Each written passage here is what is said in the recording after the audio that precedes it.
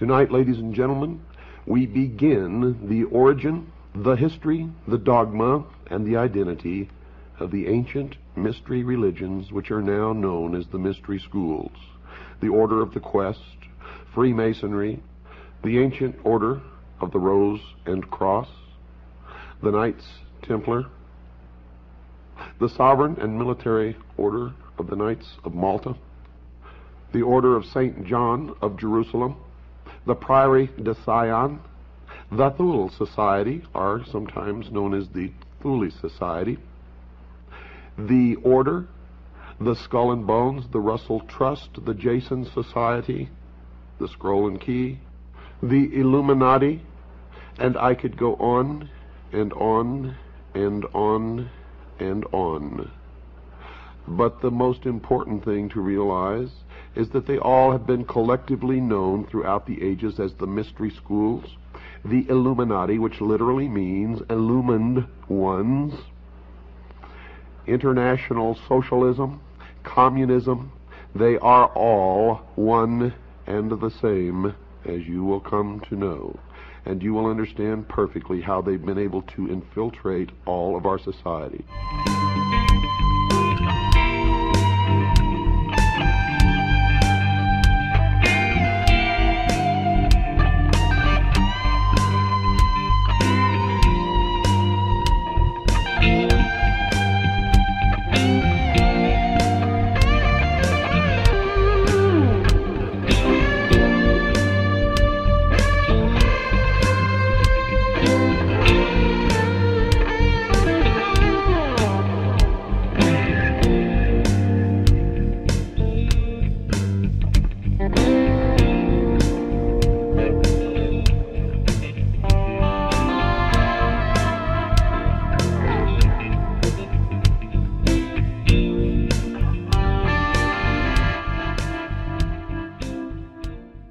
What you are hearing, folks, is for the first time in history the public revelation of the origin, the history, the dogma, and the identity of those who operate in secret to bring about a worldwide totalitarian socialist government. They are known to Christians as Mystery Babylon. It is an ancient religion. The sun enters each heavenly sign or house of the zodiac in what is called the 30th degree, and leaves at the 33rd degree. Thus God's Son is said by the ancients to begin his ministry at 30 and dies at 33. A Freemason is not told the truth of the object of his worship until he attains the 30th degree. And this is why the highest degree in Freemasonry is the 33rd degree, for no one can rise higher than the sun. When viewing the shimmering rays of sunlight on a body of water at dawn or sunset, one can still see today how God's Son walks on water. It was well understood by ancient man that our weather was caused and controlled by the sun. It was a simple fact that God's Son had the power to control storms at will. The ancient Egyptians taught that he did this as he rested in his heavenly boat while crossing the sky. Thus we read that God's Son quieted the tempest or great storm on the sea while in his boat. Which boat? The boat of Isis. Ra, the sun god, also known as Osiris, in the bark of millions of years in which he traversed the heavens, he wears on his head and accompanies a vast sun disk symbolizing his powers as Lord of the heavens. The boat formed of a serpent bears his eye, and the god is seated on a pedestal representing Mayet, the divine order. Folks, when we stop to realize that every single king, prince, lord, governor, dictator, despotic ruler, civil and social institution, national flag, coat of arms, educational institution, military medal, award, organizational insignia, medallion, badge, emblem, citation, trophy, banner, pendant, political standard, or ensign, agency of government, or religion uses the sun as a primary symbol, then it can truly be said in the mystery school that God's Son is, quote, King of Kings and Lord of Lords, unquote. Here we note another cleverly disguised part of the whole, according to the mystery school, misunderstood and plagiarized story. For they believe that Christianity is a perversion of the mysteries, and that's why they hate Christians. In the ancient world, months were counted according to the phases of the moon. They were called the lunar months on the lunar calendar.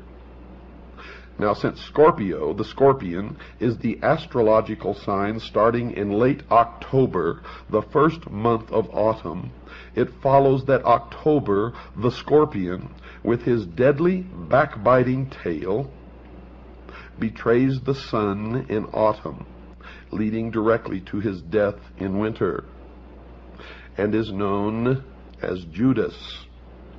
And that's where the October surprise comes from.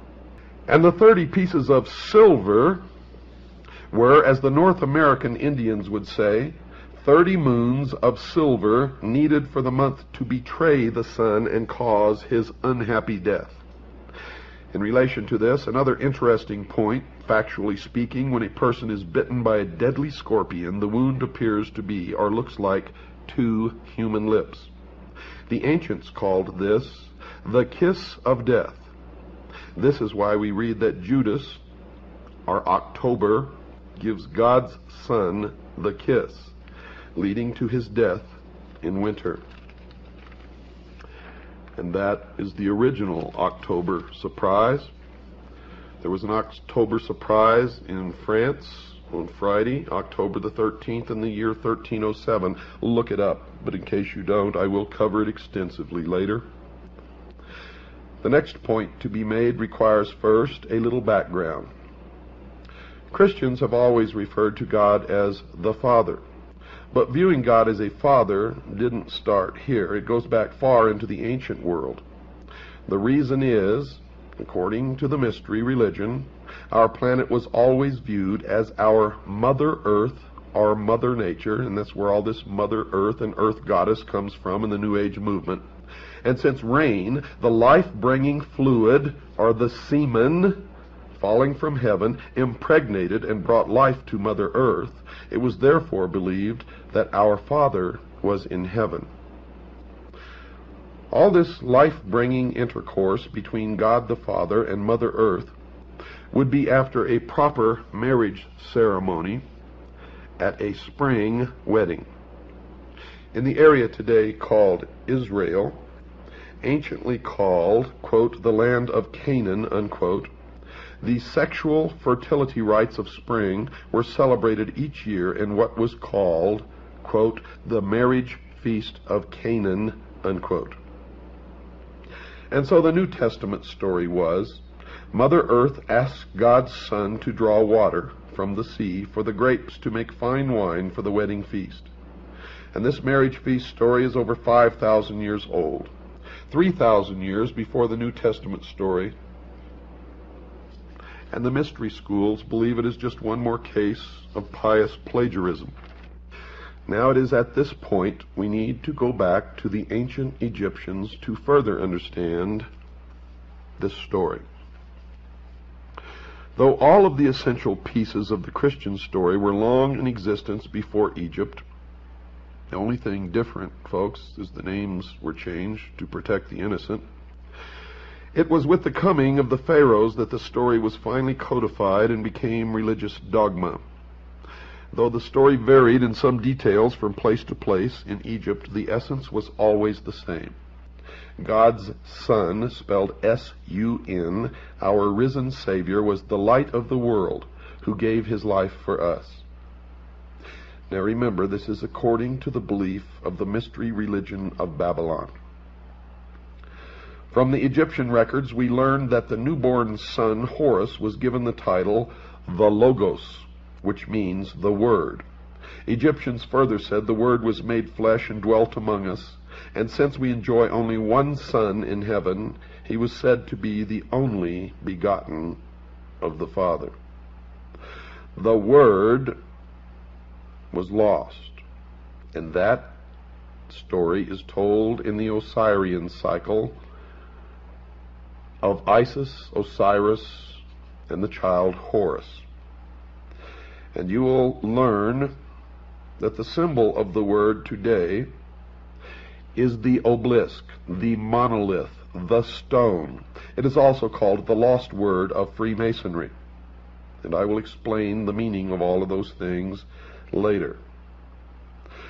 Another interesting point not to be missed concerning Horus: later in Egyptian history, he was given a second name, Isos, or Isis, meaning holder of the light. Still later, in Roman Latin, I became interchangeable with J. So from Isis, we get Jesus. All of this can be read by anyone in a public library, if you so desire. In ancient Egypt, it was said that if you wanted to follow the life of God's Son and thereby live in the light of God's Word, or Logos, one would first have to leave his old ways of life to follow the sun, face to the east. But before beginning this new life in the Word, one must die to the old way of life and be born again. George Bush, when asked at a press conference by a reporter if he was a Christian, Mr. Bush said this, quote, "If you're asking if I have been born again, the answer is yes," unquote.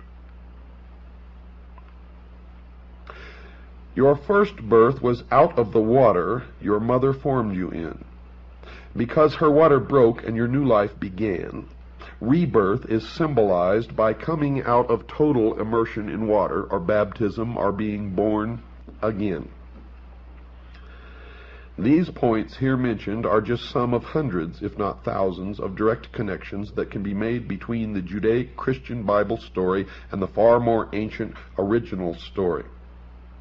The purpose for drawing your attention to this literary plagiarism, according to the Mystery School, this is what they believe, is best stated by Alfred North Whitehead, who said, quote, "No lie can live forever," unquote. They hate Christians, they hate Christianity, and the first object is to destroy the Christian church and Christians, to wipe them off the face of the earth. If you are a Christian, you are in the greatest danger that you can even imagine at this moment, as the New World Order takes shape around you. Egyptologist Gerald Massey said, quote, "They must find it difficult, those who have taken authority as the truth rather than truth as the authority," unquote. And now for a few thoughts on the Old Testament Word of God, according, again, to the mystery religion. Remember, I am revealing the secrets of the mystery religion of Babylon during this broadcast.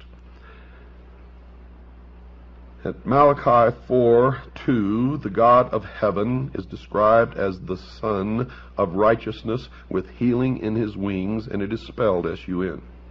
The Son with healing in his wings. Then in the New Testament, at Matthew 23, verse 37, and Luke 13, verse 34, we see God's Son wanting to gather all under, quote, his wings, unquote. This is most appropriate, for in Egypt the sun was always pictured with his wings, and you see a disk with wings. Now all these pitiful little twits running around calling themselves ufologists, and Zachariah Sitchin, who has perverted the interpretation of the ancient writings, claims that this means that the Egyptians, whenever they drew these or put these hieroglyphics on in their writings, were indicating that UFOs came from other planets, and nothing can be farther from the truth. But this is part of the mystery Babylon deception, trying to convince the people of the earth that we are threatened by some other species from some other planet, so that they can more quickly bring about their new world order, their one world totalitarian socialist government. Don't fall for it, folks. I have found that most of these people involved with the so-called UFO research who are trying to convince you of this are Freemasons, most of them 32nd degree of the Scottish Rite. And evidently they are attempting to do their best toward the furtherance of the great work in order to attain the 33rd degree, which can only be attained by meritorious work to bring about the completion of the great work, which is the destruction of the church, the state, and the enslavement of the mob, which is all of us. I hope you hear me out there.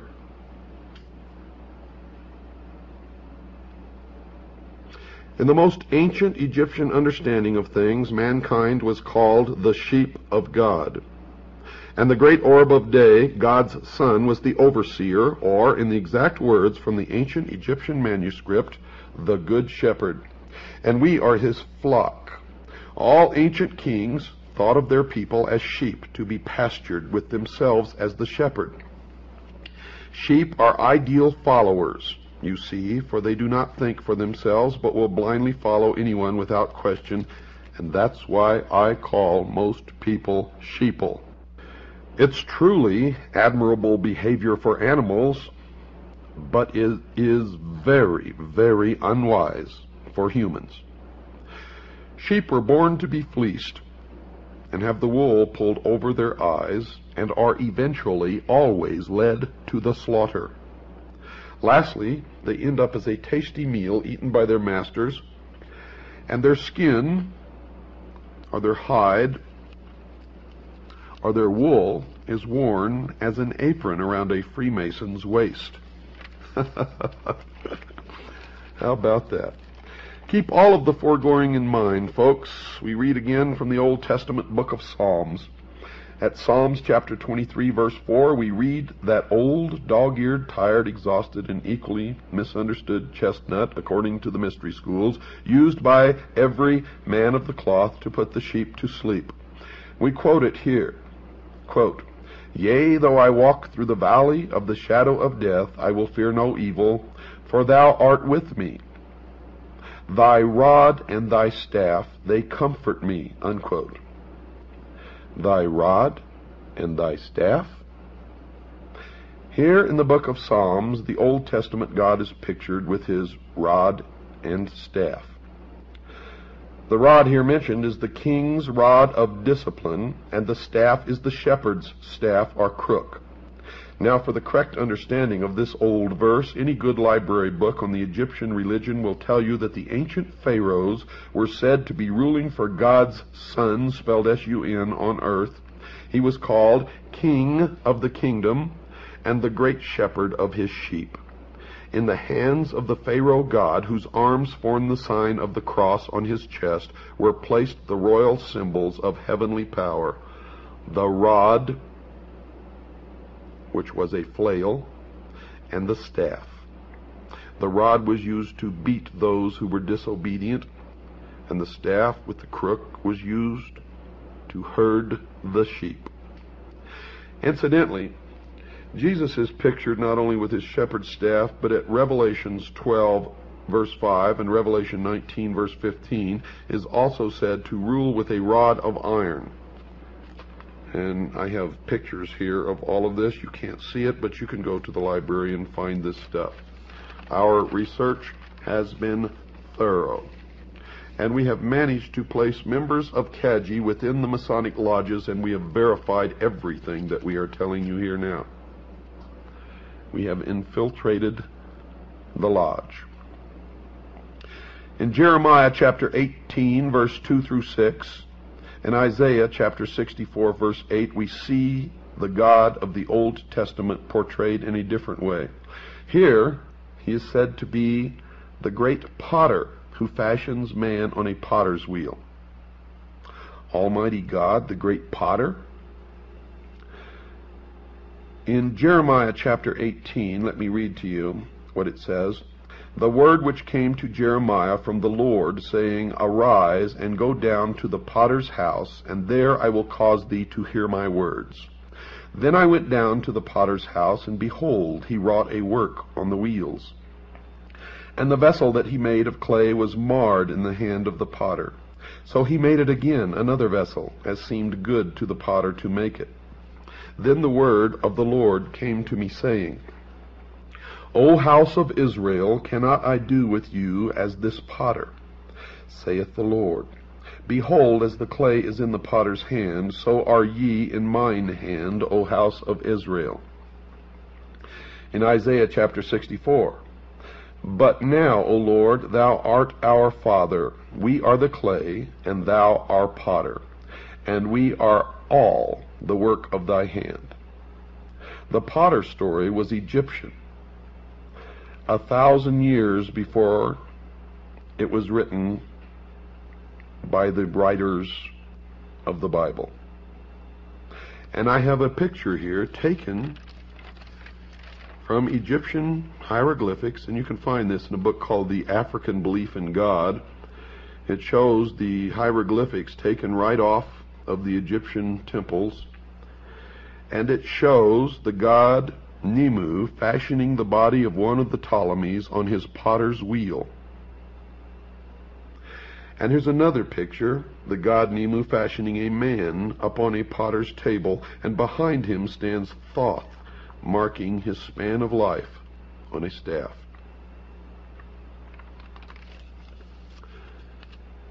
In Egypt, God's risen son was Horus. At 12 noon he became the Most High. In this exalted position he became the mediator between God and man. His name was Amun-Ra. Ra equals ray of the sun. His shepherds on earth were called priests of Amun. They would direct their prayers to the invisible God, the Father, through his mediator, Amun-Ra.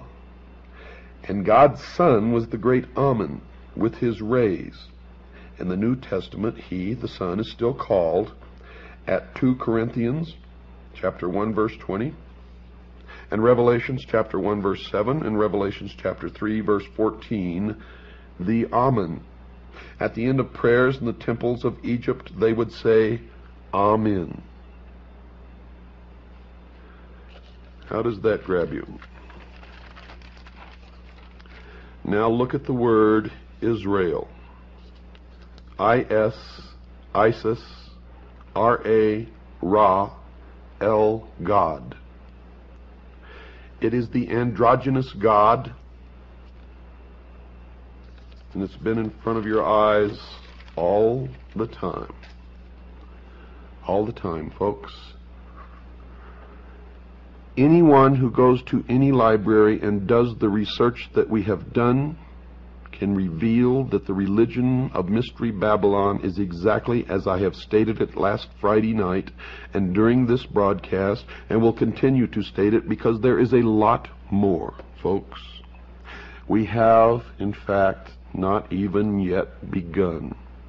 For this is the only ancient portion, the beginning of the ancient worship of Baal, or Baal as some pronounce it. Ba was the sun, El means God. And that was the beginning of the end of our civilization as we know it, if we do not wake up now. I firmly believe, and I live my life according to this, that I owe my first allegiance to my God and Jesus Christ. My second allegiance I owe to the Constitution of the United States of America, and my third allegiance to my family. And the reason my allegiance is that in that order is because God endowed man with unalienable rights. The Constitution protects those rights, and the family is thus able to survive and be protected and thrive. And the family is the basic unit of civilization. Period. And I further believe that any man or woman without principles that they are ready and willing to die for at any given moment that they are called upon to do it are already dead and are of no use or consequence to anyone, not even themselves. Understand what I just said. Isis was the patroness of the magical arts among the Egyptians. The use to which magic should be put is revealed in the Osirian cycle, where Isis applies the most potent of her charms and invocations to accomplish the resurrection of Osiris. In other words, the redemption of the human soul. That the gods of Egypt were elements of a profound magical system and possessed a significance far different from that advanced by modern Egyptologists is certain. The various deities of the Nile Valley were elements of an elaborate magical metaphysical system, a kind of ceremonial Kabbalah. This cannot be denied. But even when impressed with the reality of this fact, the modern Egyptologist still balks. Supposing, he asks, that the Egyptians did possess an elaborate metaphysical doctrine, of what value is its rediscovery in an age when the natural has been demonstrated to be mediocre and the supernatural non-existent? Even if these extinct persons whose mummies clutter up our museums were the custodians of some mysterious lore, we have simply outgrown it. Let the dead past bury its dead, they say. We prefer to live in an era of enlightenment, an enlightenment which you would blight by asking us to espouse the superstitions of our remote ancestors. These so-called superstitions, however, it is interesting to note, die hard. In fact, they do not die at all, but insinuate themselves as a discordant note in our matter-of-fact existences. McCall's magazine published some time ago an article by Edgar Wallace entitled "The Curse of Amun-Ra," dealing with the phenomena attendant upon the opening of the tomb of the pharaoh Tutankhamun. After vividly describing the curse of Amun-Ra, the author sums up the effect of this curse upon those who came in contact with the tomb or its contents. His statements are in substance as follows. At the time the tomb was opened, the party present at the excavations included the Earl of Carnarvon, Howard Carter and his secretary, Dick Bethel, M. Benedict, the French archaeologist, and M. Pasanova. Of these, only one, Howard Carter, remains alive. Now that was at the time of the article. Colonel Aubrey Herbert, Carnarvon's half-brother, and Evelyn White, who also entered the tomb, were both dead within a year, one by suicide. Sir Archibald Douglas Reed, the radiologist who took an X-ray of the mummy, was also dead within 12 months. And Professor Lafleur of McGill University, the first American scientist to examine the death chamber, did not leave Luxor alive. Wolfe Joel visited the tomb and was dead within a year. Jay Gould was taken ill within the tomb and died. Attendants whose duty it was to look after the exhibit from the tomb in the Cairo Museum also sickened and died. 7 French authors and journalists visited the tomb, and 6 were dead within 2 years. When they unveiled Tutankhamun, they found a mark upon his face, and by a strange coincidence, the mark left upon the face of Lord Carnarvon, which presumably caused his death, was in exactly the same spot and of similar appearance. Nor does this list include the numerous native workmen who perished from the curse. Only recently, another name was added to the long list associated with the tragedy. Arthur Weigall, after a long and mysterious illness, similar to that defined in the curse, is the most recent victim. The eminent authority on antiquities, Dr. Martis, said, quote, "The Egyptians for 7,000 years possessed the secret of surrounding their mummies with some dynamic force of which we have only the faintest idea," unquote. Over the entrance to the tomb of Tutankhamun was a magical tablet inscribed with strange hieroglyphics. Dr. Martis named this tablet the Stela of Malediction, for it pronounced a fearful curse upon any sacrilegious person who might violate the sanctuary of the deified head. and it was called the Stele. The words upon the stela were as follows: O ye beings from above, O ye beings from below, phantoms riding the breaths of men, ye of the crossroads and of the great highways, wanderers beneath the shade of night, and ye from the abysses of the west on the fringes of the twilight, dwellers in the caverns of obscurity, who rouse terrors and shuddering, and ye walkers by night, whom I will not name, friends of the moon, and ye intangible inhabitants of the world of night, O people, O denizens of the tombs, all of you approach and be my witnesses and my respondents.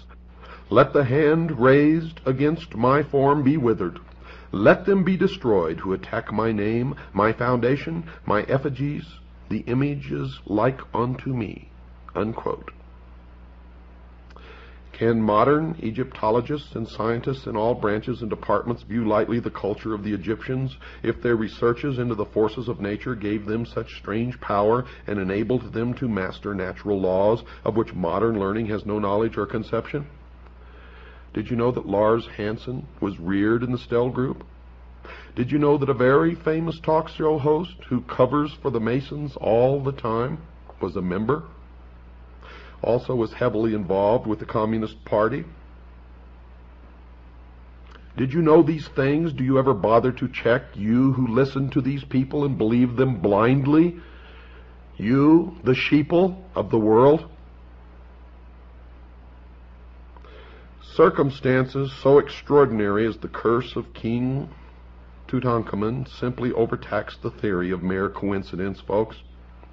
Nor is this an isolated case, as those will remember who read the accounts of the Cleopatra mummy curse many years ago.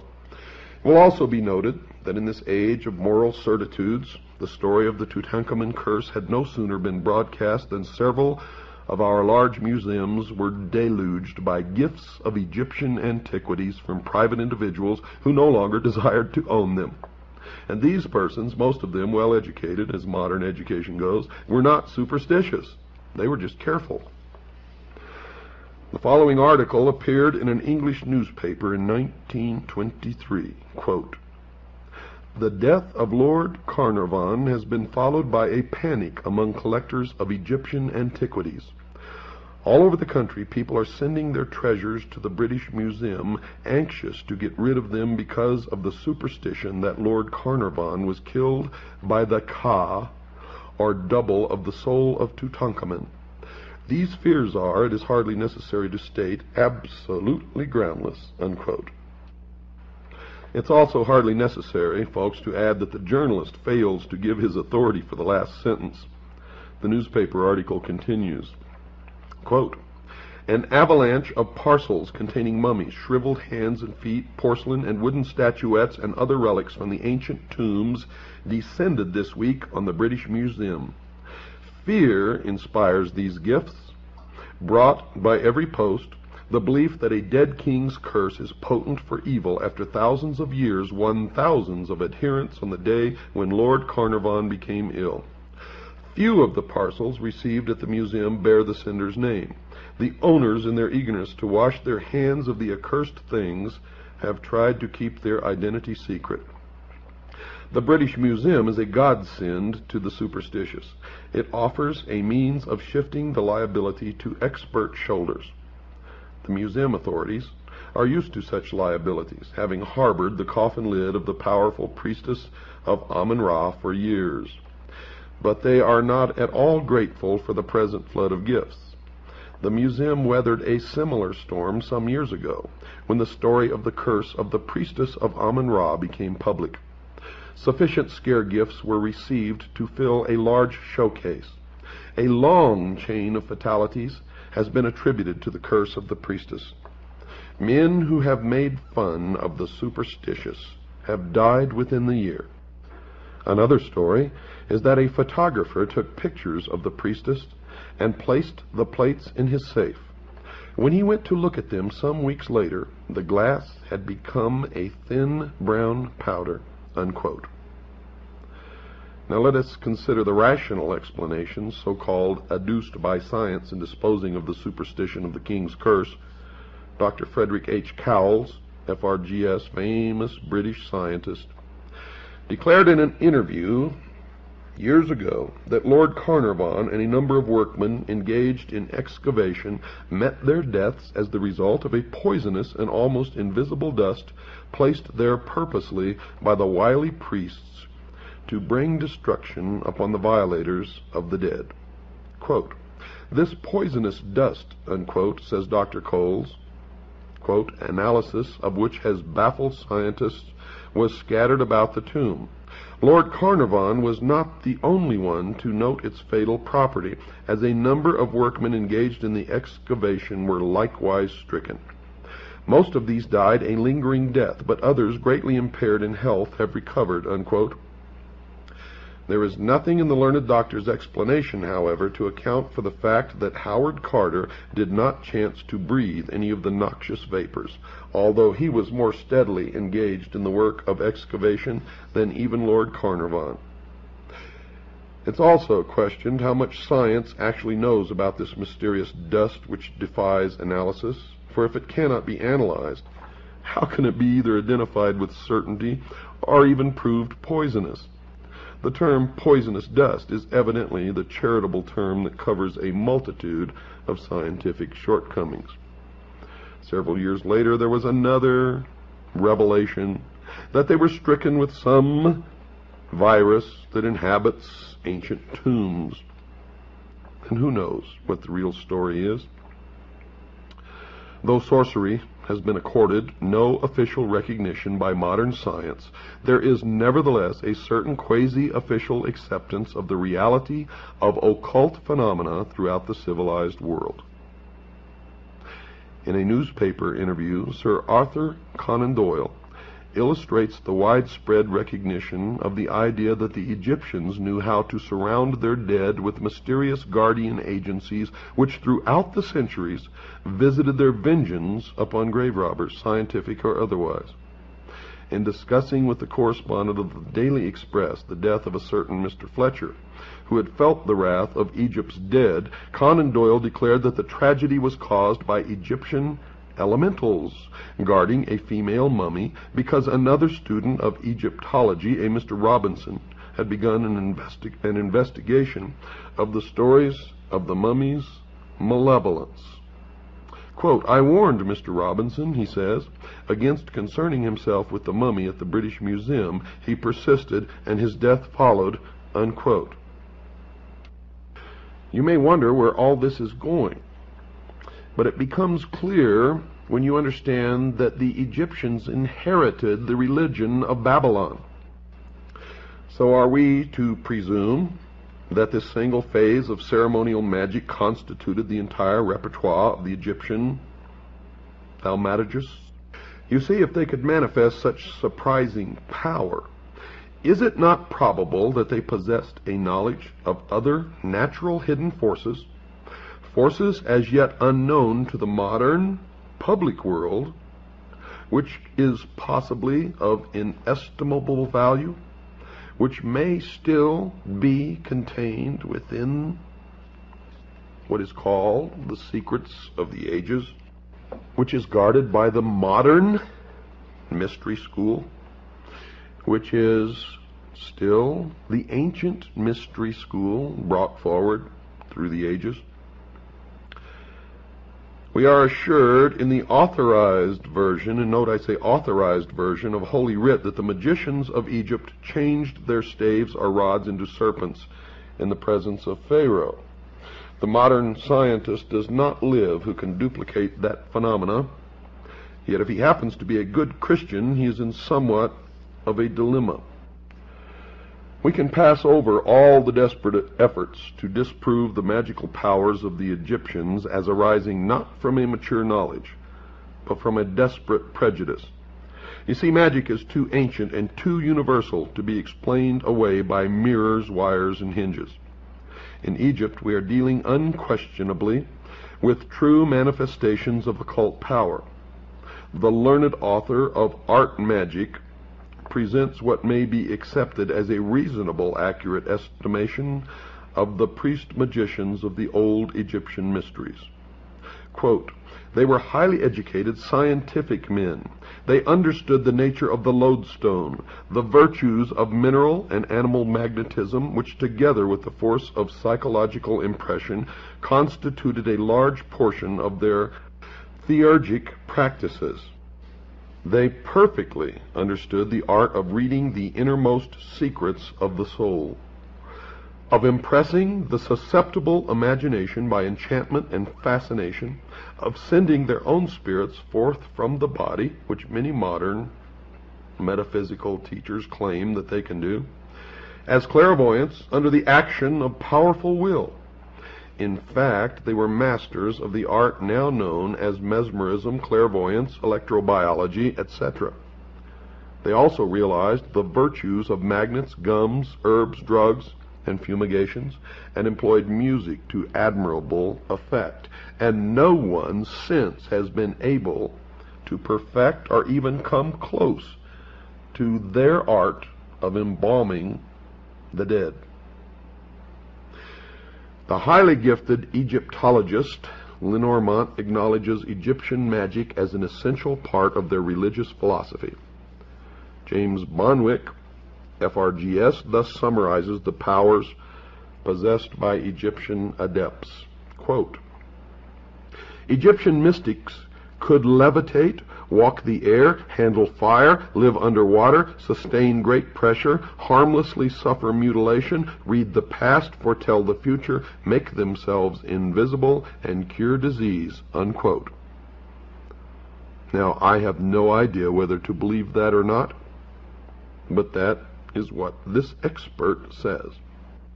Now, if you doubt the power of magic wielded by the priests of Mystery Babylon, listen to this.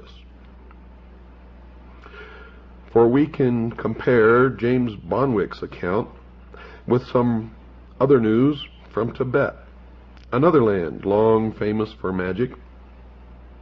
Dr. Alexander Cannon, a distinguished scientist, a doctor of medicine, a celebrated psychiatrist, a master of arts, and a fellow of the Royal Geographic Society, brought back a strange record from the land of the Lamas.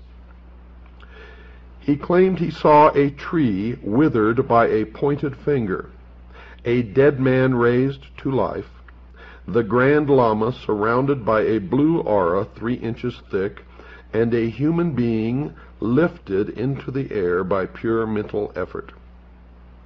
The London County Council called upon Dr. Cannon to resign his post as the head of a noted institution for his remarks, but later, strangely enough, after further inquiry, withdrew the demand.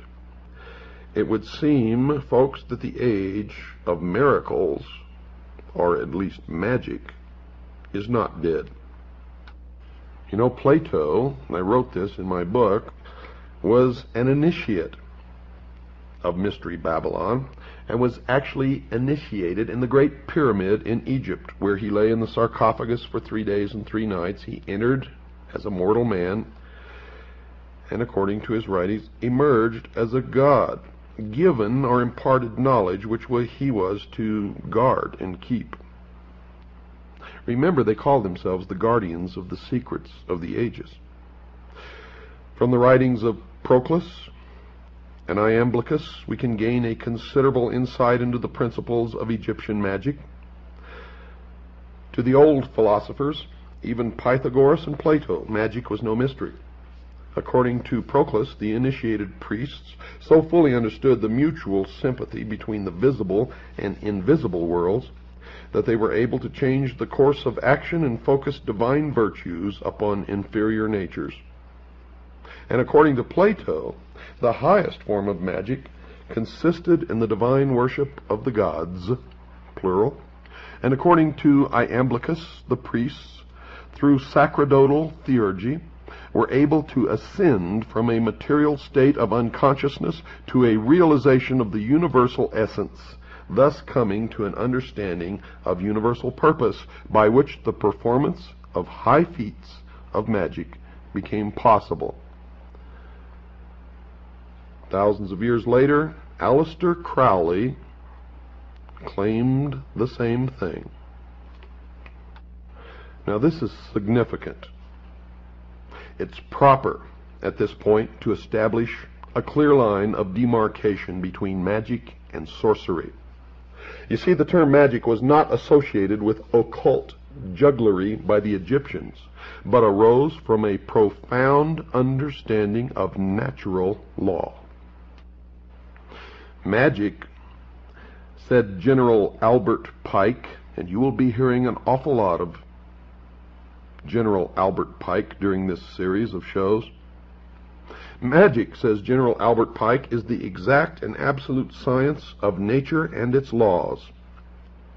Unquote. From the knowledge of this absolute science arises occult science. Occult merely means hidden, folks.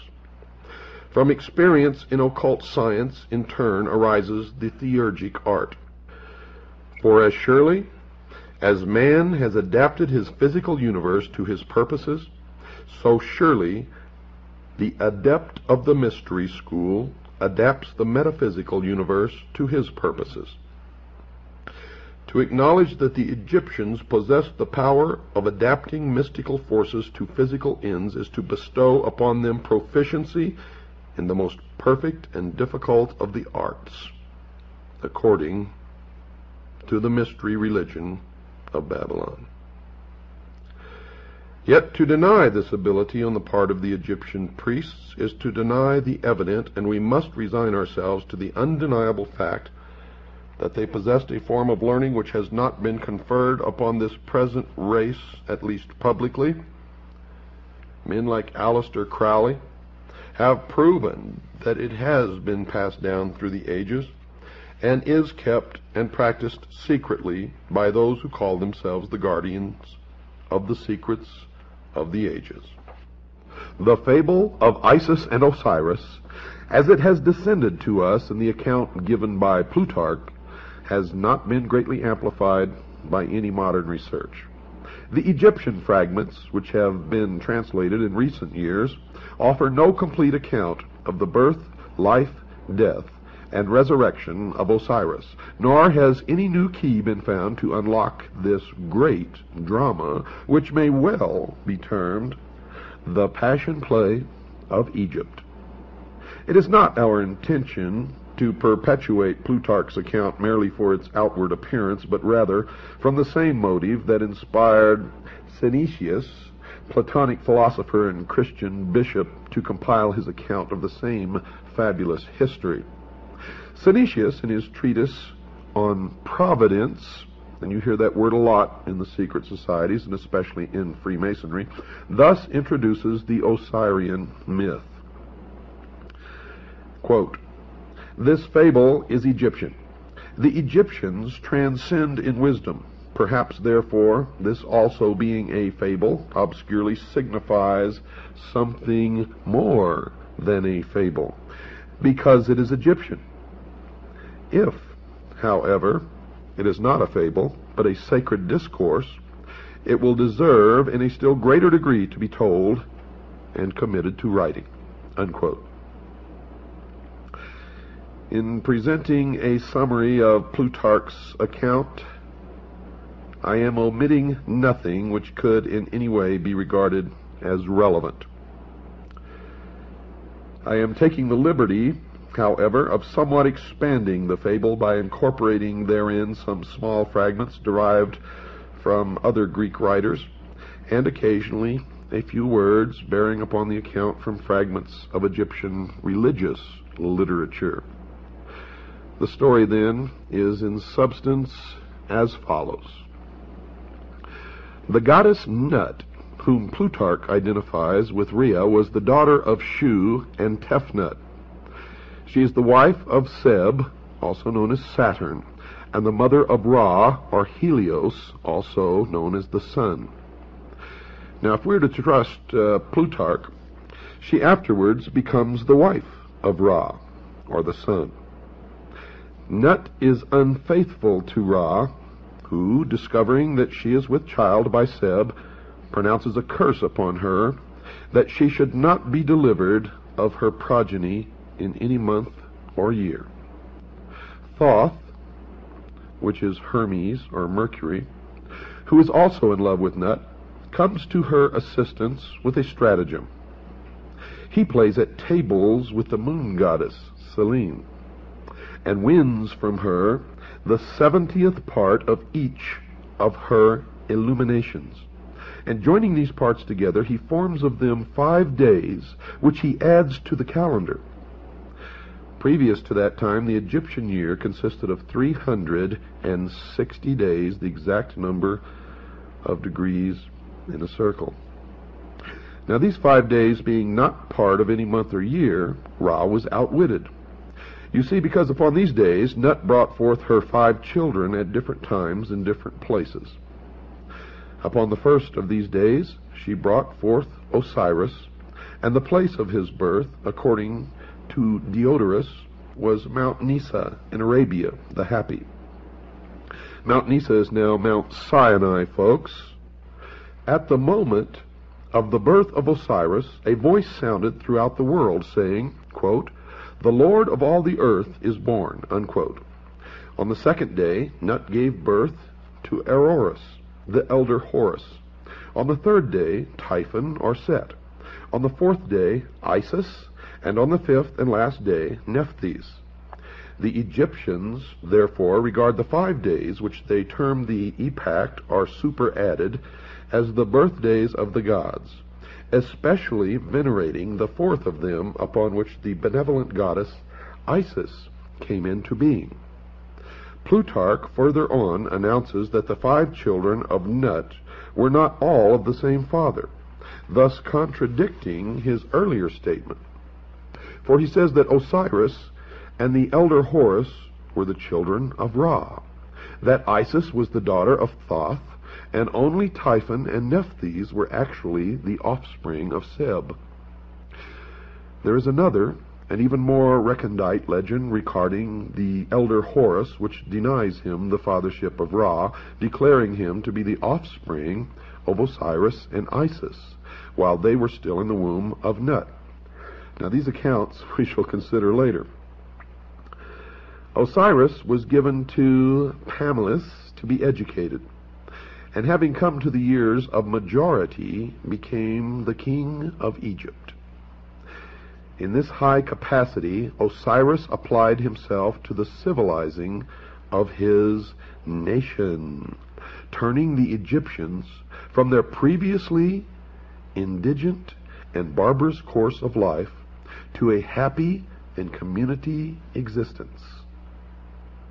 He taught them agriculture, compiled for them a body of laws for the regulation of conduct, instructed them in the reverencing and worship of the gods, thus establishing Egypt in all the essentials of truth, according to the legend.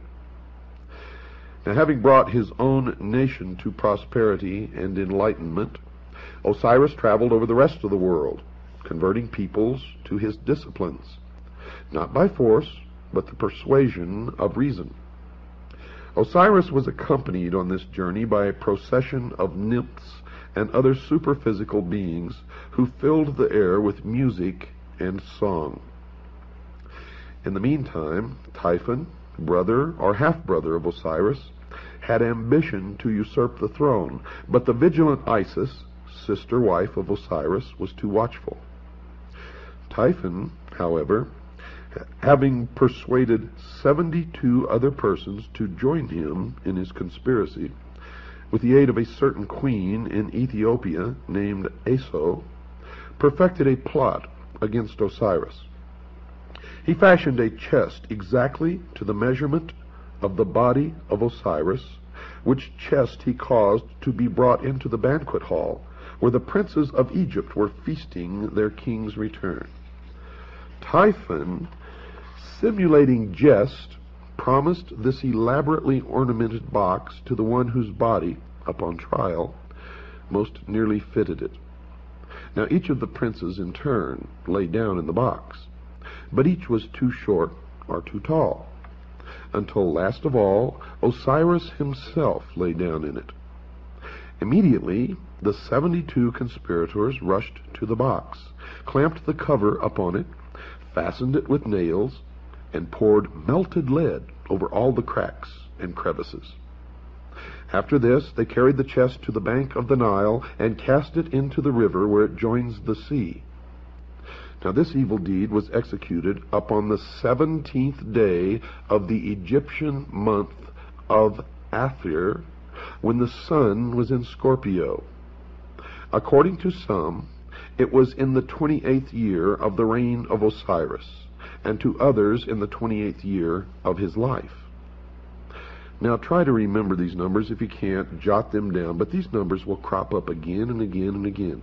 Scorpio crops up, 17 crops up, 28 crops up, and many other numbers, and they all have significance in the mystery religion of Babylon, the secret societies, and to the guardians of the secrets of the ages.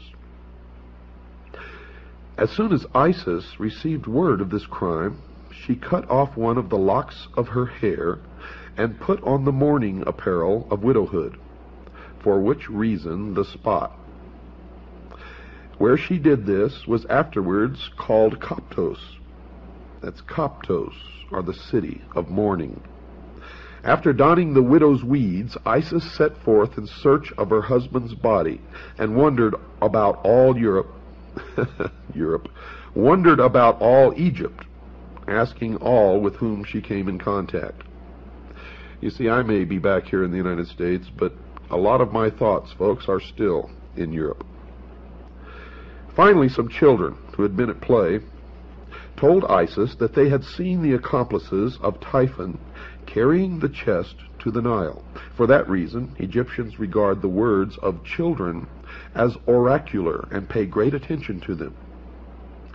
While Isis was searching for her husband's body, she learned that Nephthys, her sister, had by magic insinuated herself into the presence of Osiris before his death, and in the guise of Isis had conceived a son from him. Now Isis sought out the child, which Nephthys has deserted for fear of Typhon's anger, and adopting it, attached it to her person as a constant guard and attendant.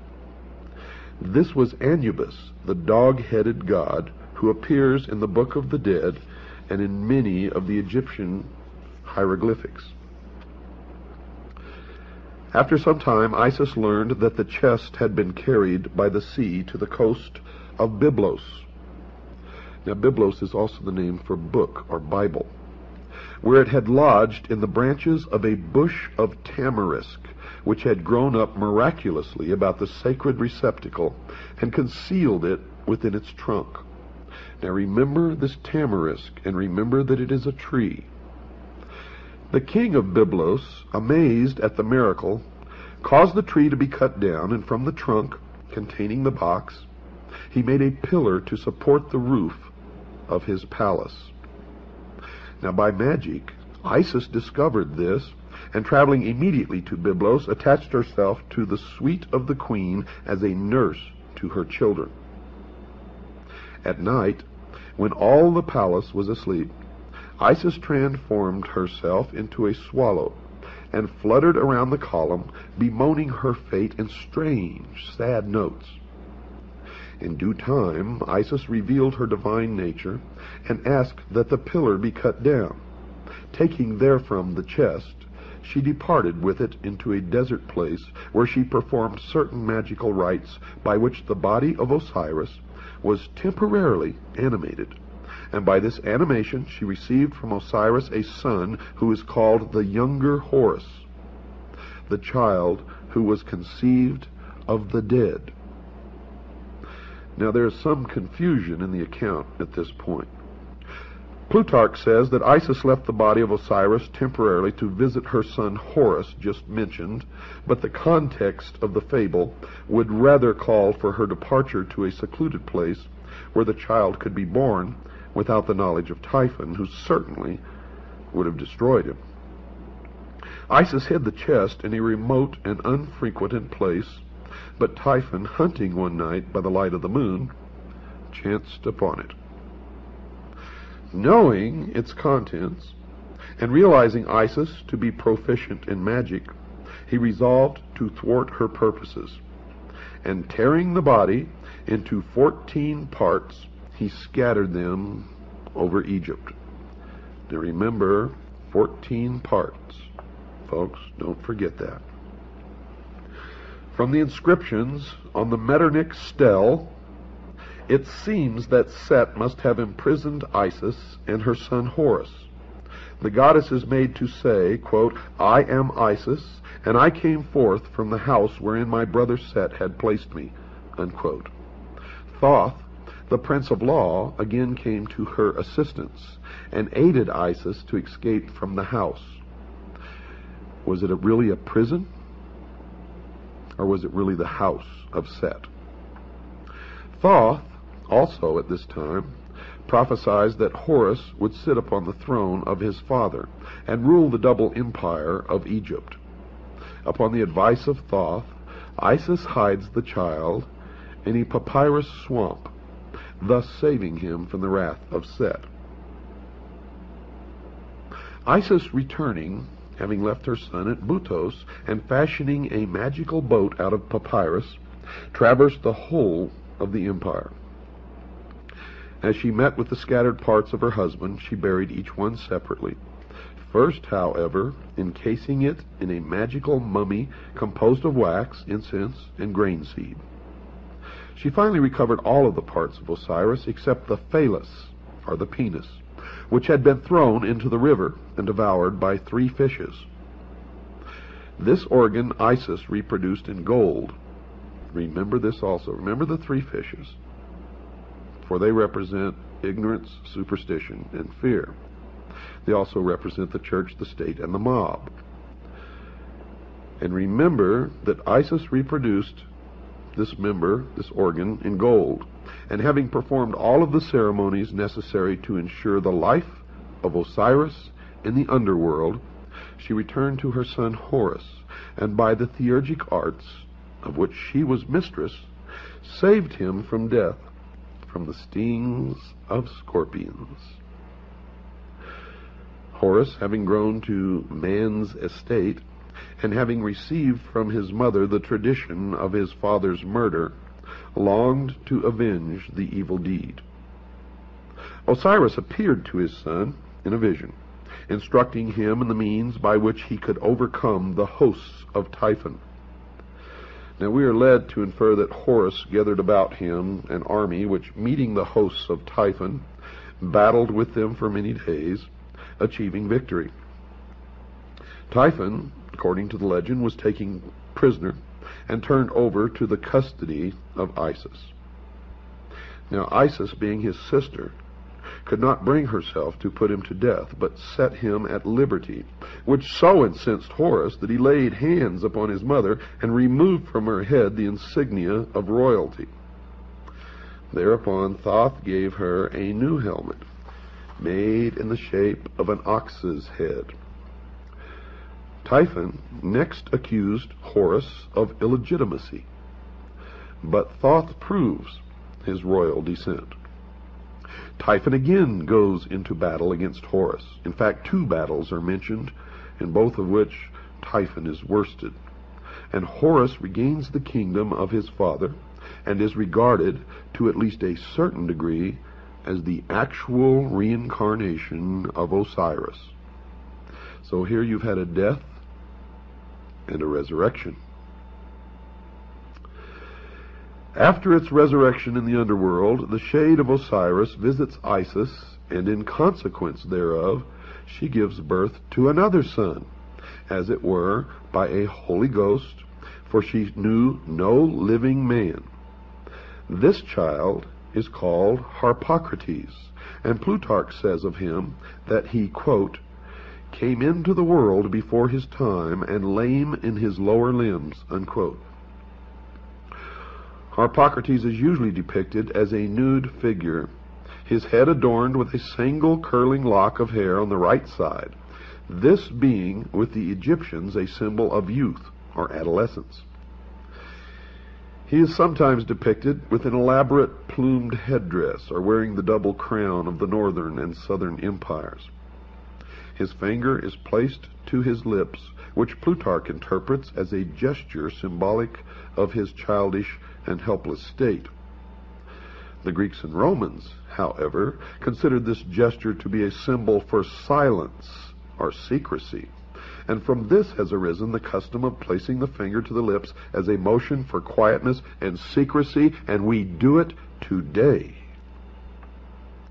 Statues of the god Harpocrates were placed at the entrances to temples and sacred retreats where the dramas of the mysteries were performed, as a sign that silence and secrecy should be observed in the holy places, and that all initiates were bound by vows of discretion.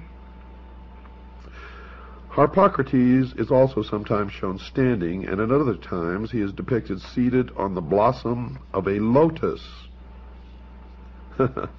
just like Buddha. Although he is usually figured with childish immaturity of body, the imperfection of his lower limbs, as described by Plutarch, is not apparent in any of the Egyptian drawings.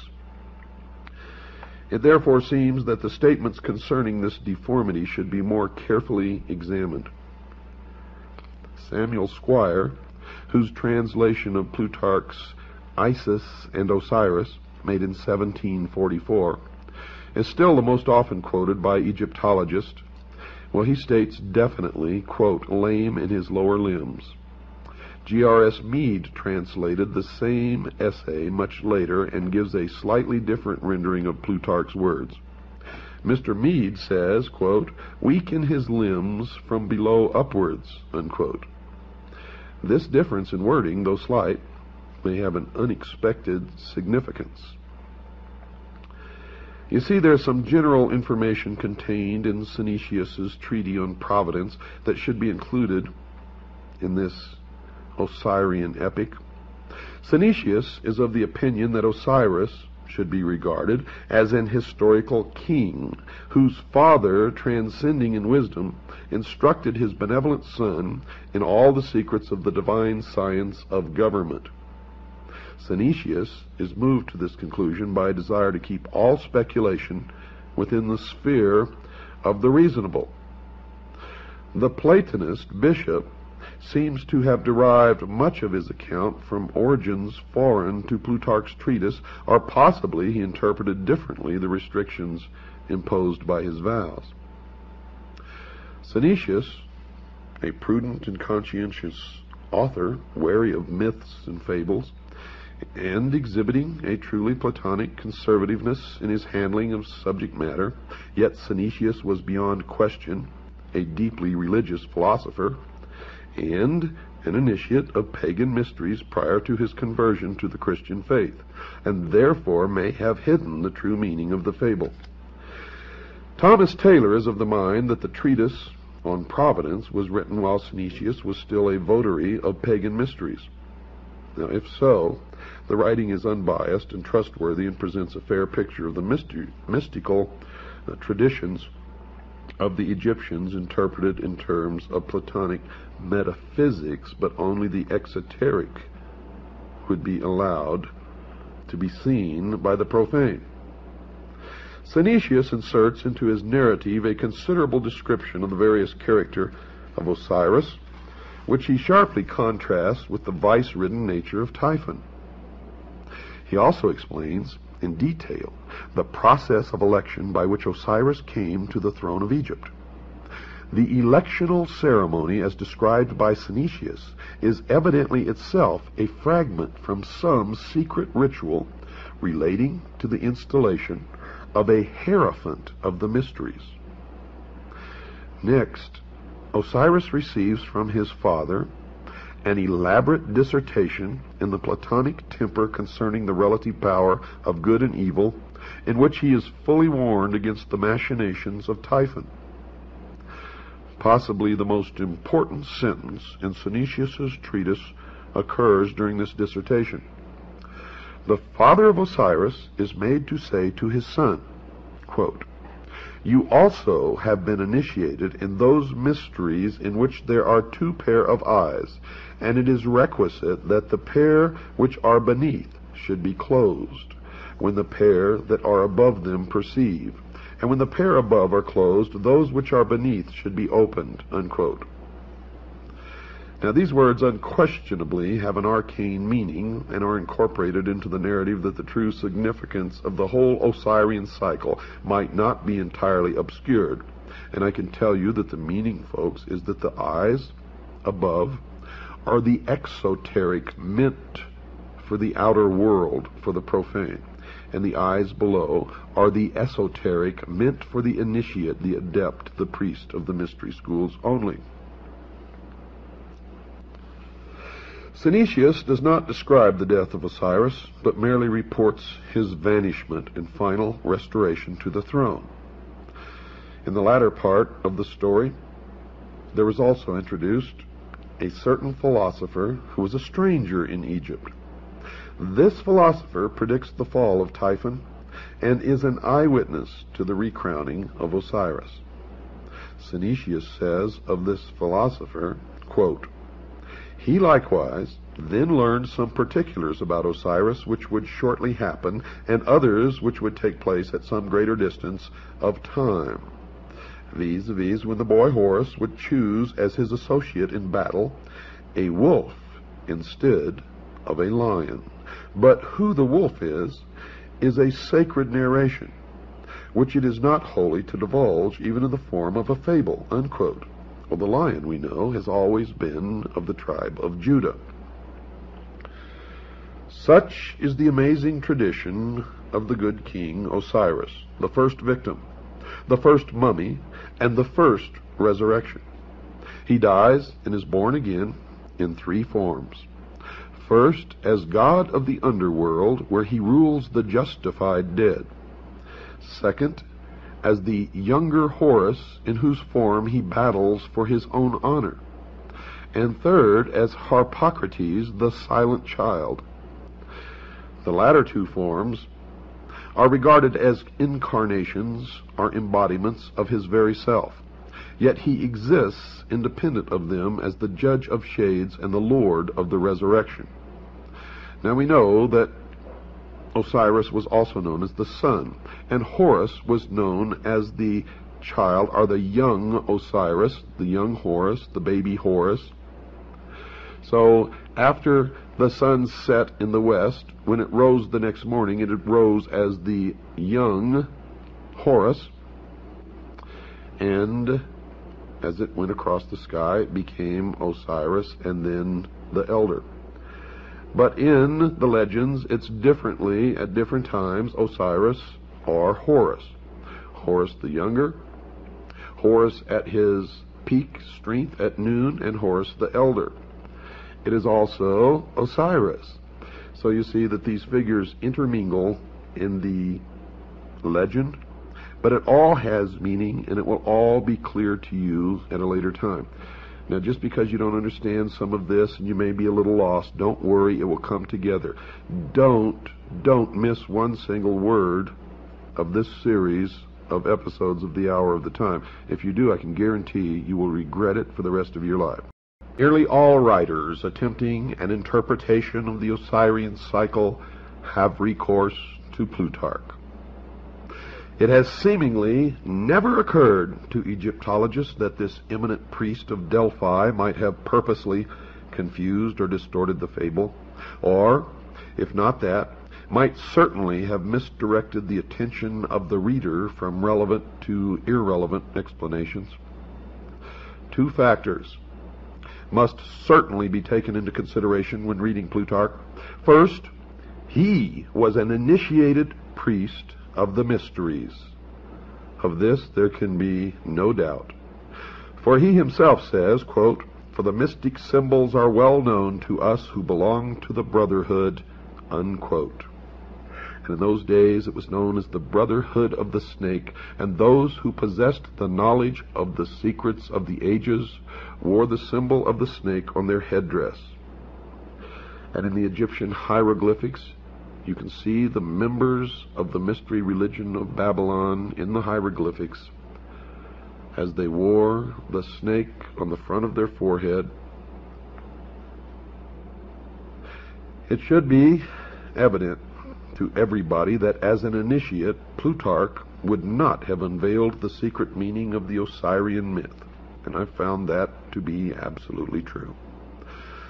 No man of his priestly station or philosophic mind who so greatly venerated the gods as to attach himself to their service would have been guilty of the impiety of profaning their mysteries, and he would not have violated his oath of secrecy. Furthermore, had his treatise actually exposed any of the secrets of the rites, he would most probably have perished miserably, or at least been publicly disgraced.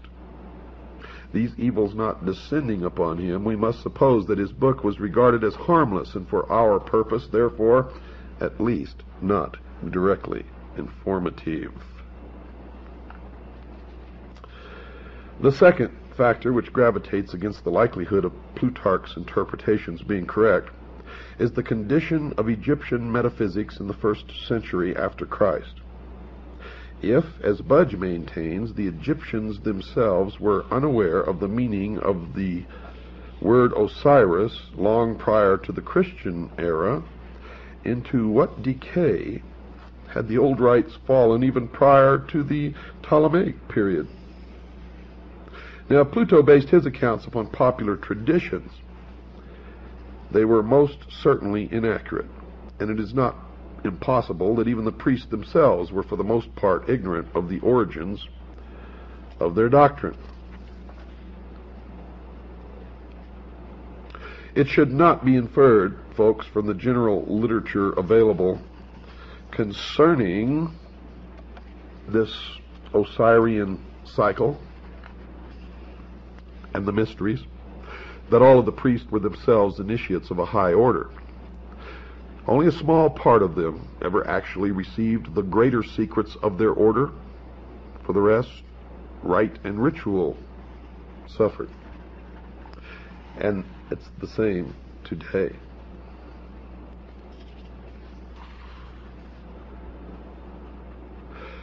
Democritus spent a great part of his life in Egypt, and from the priests of that nation he secured the foundation for his celebrated doctrine of atoms. That's right, folks, atoms, A-T-O-M-S. A doctrine which has survived as a scientific fact to this day. From all these different philosophers who visited Egypt, we shall secure a better estimation of the profundity of Egyptian learning than from even the Egyptian writings themselves. Plato went to Egypt and was initiated into the mysteries in the Great Pyramid, where he lay for 3 days and 3 nights in the sarcophagus, during which he was imparted knowledge which he was to guard, protect. He describes his initiation in his writings. I suggest that you read it. If we can assume the pragmatic viewpoint that the substance of matter is to be determined from its consequences, then we must indeed highly reverence the wisdom of the Egyptians. For it seems that first among the consequences of that wisdom is civilization itself. That cannot be doubted. Civilization is no fable, nor is it a progeny of myths, but that which is real and substantial. And it bears witness to a profound and superior wisdom which must have existed over a great period of time, and have been communicated to at least a privileged few since the very beginning of man's cultural impulse. Now we can also take the example of Pythagoras, the great philosopher. While a youth, if we may credit Iamblichus, associated himself with Thales of Miletus, from whom he gained a considerable knowledge of the mysteries. Thales, being at that time of great age and infirm body, apologized for his incomplete understanding of the sacred doctrines, and urged Pythagoras to visit Egypt, the motherland of wisdom, as it was called in those days. Iamblichus wrote that Thales confessed that his own reputation for wisdom was derived from the instruction of these priests, but that he was neither naturally nor by exercise endued with those excellent prerogatives which were so visibly displayed in the person of Pythagoras. Thales therefore gladly announced to Pythagoras, from all these circumstances, that he would become the wisest and most divine of all men if he associated with these Egyptian priests. Iamblichus then describes the journey which Pythagoras made to Egypt, how en route he was initiated into the mysteries of several nations, and at last, arriving at his destination, was received by the Egyptian priests with respect and affection. He associated with the Egyptian philosophers for some time, and after demonstrating by his sincerity and consecration that he was worthy to associate with the initiated, he was at last admitted into the secrets of their orders. Quote, "He spent, therefore," observes Iamblichus, 22 years in Egypt, and the adyta of temples, astronomizing and geometrizing, and was initiated, not in a superficial or casual manner, in all the mysteries of the gods. Pythagoras must be acknowledged among the first of those divine men to whom the race is indebted for the principles of science, art, and philosophy. And are we to presume that so noble an intellect could have spent 22 years pursuing fabulous shadows in Egyptian crypts? If, as some have asserted, Osiris signified merely the Nile, and Isis the black earth rendered fertile by its inundation, could such a fable have so greatly stimulated the admiration of Pythagoras that he would have spent a score of years in the assimilation of the idea? I don't think so.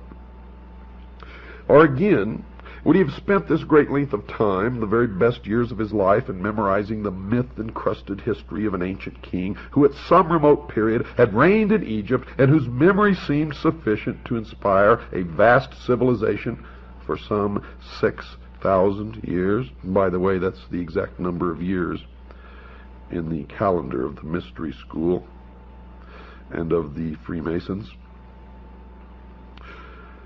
Or would he approach the matter from another of these explanations? Would Pythagoras have pounded himself for a score of years against the walls of Memphis and find himself fully rewarded by being informed with bated breath by some archimagus that Isis is the dog star? I think not.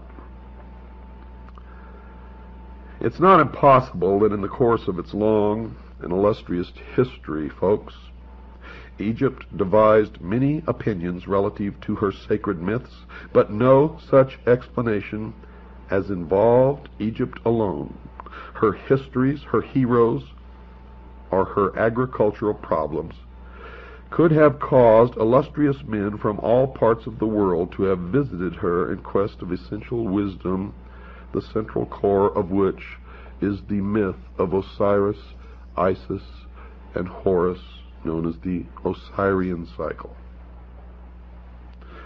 The Nile meant nothing to the Greeks, who cared little whether it rose or fell.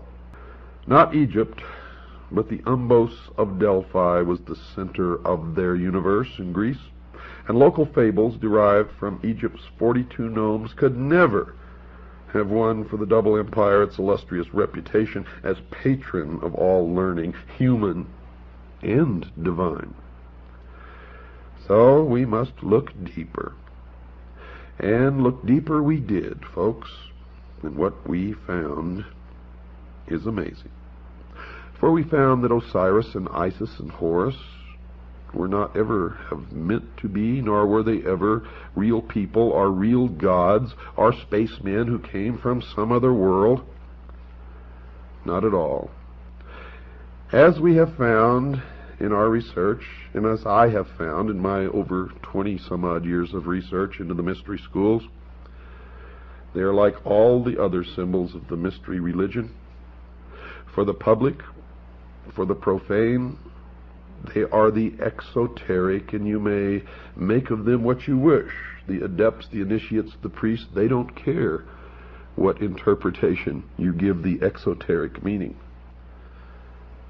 And the esoteric is so entirely different from what you may suspect that the answer will surprise you.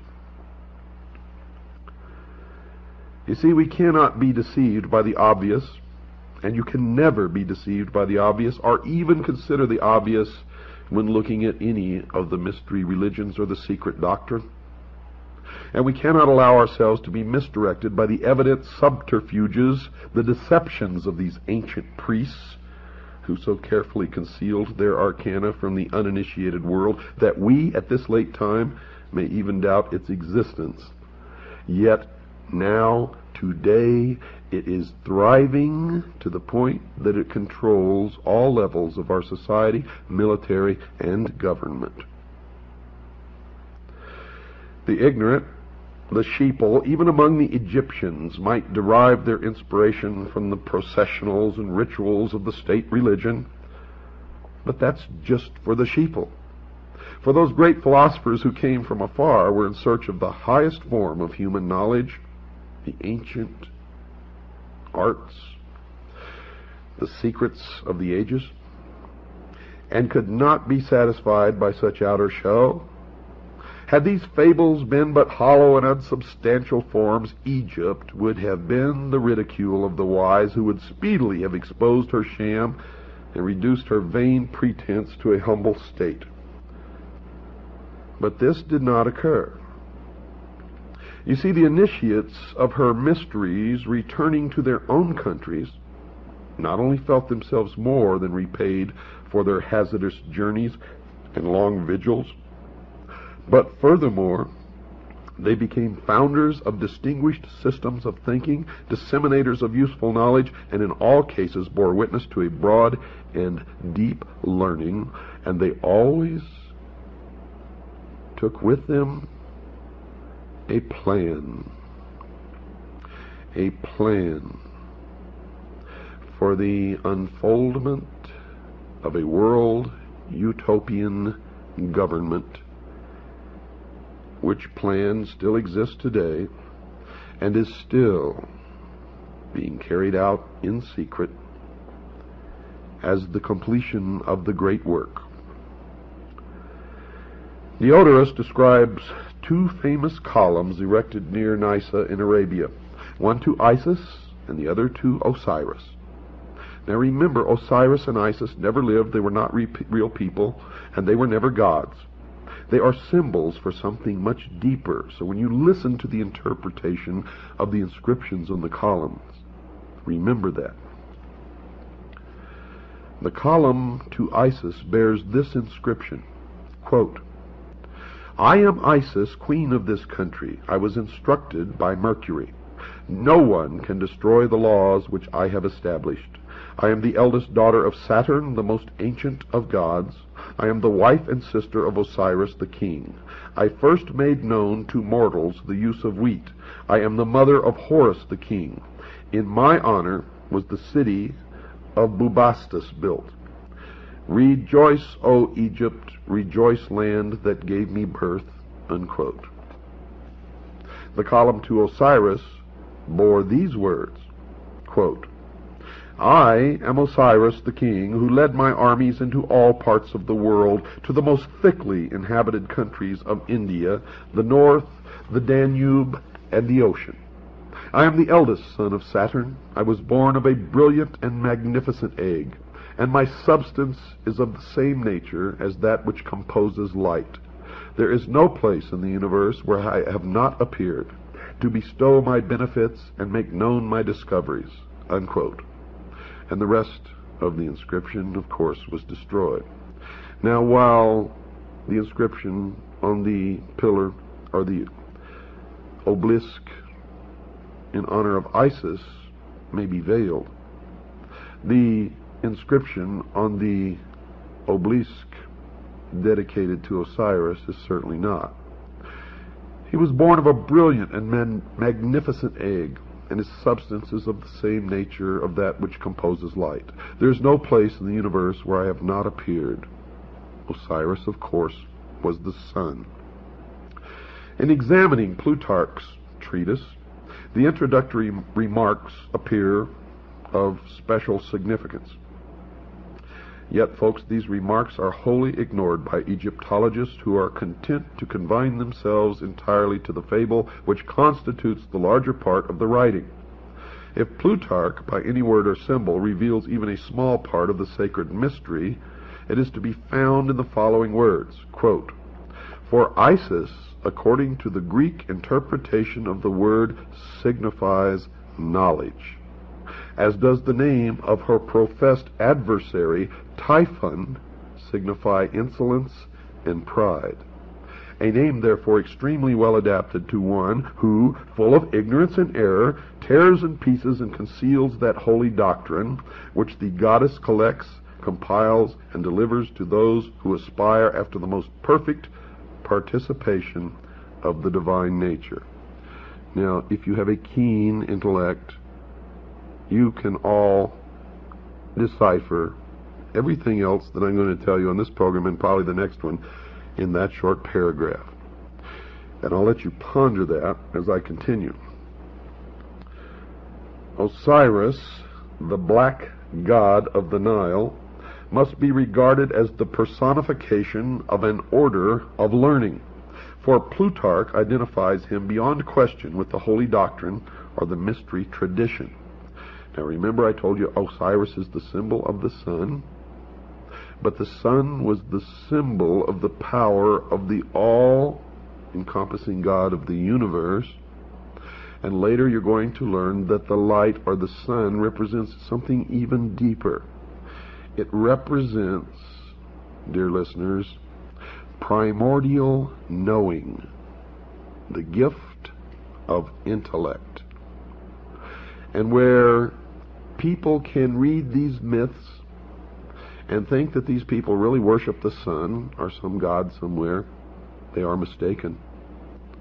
For the true object of their worship is the intellect.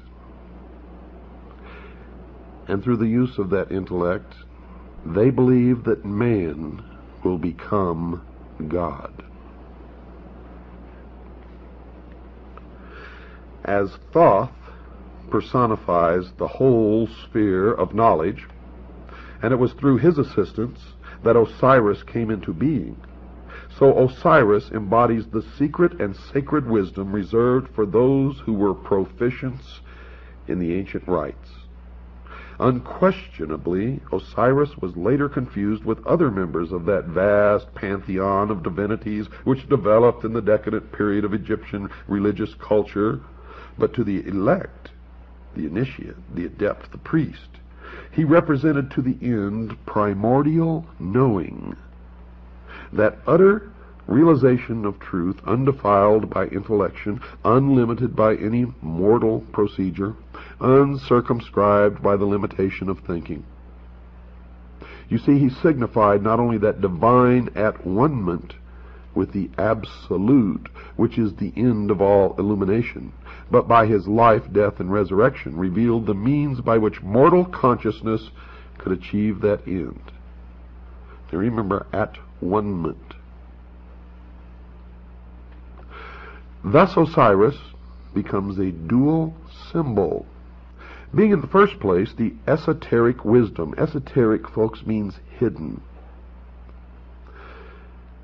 So he represented in the first place the esoteric wisdom itself, and in the second place the composite order of initiates through whom that tradition was perpetuated.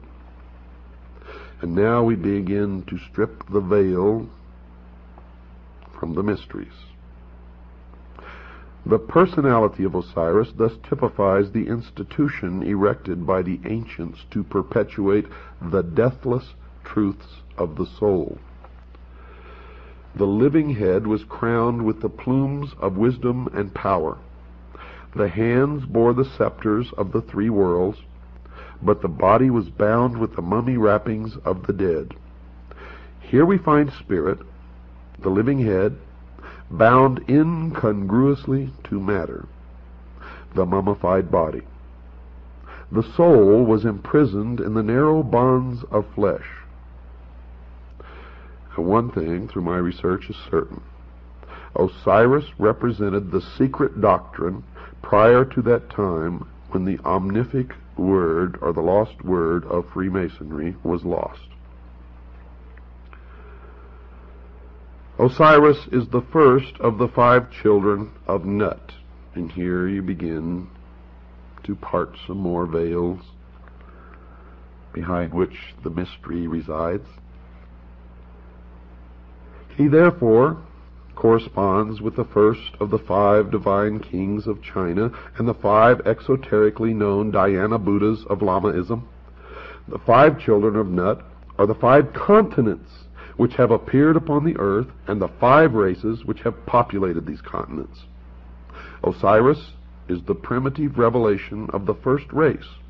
But as Isis was born upon the 4th day, we find this tradition coming into Egypt through the Atlantean mystery school of which Isis is the symbol, and you will find at the base of all of these things Atlantis.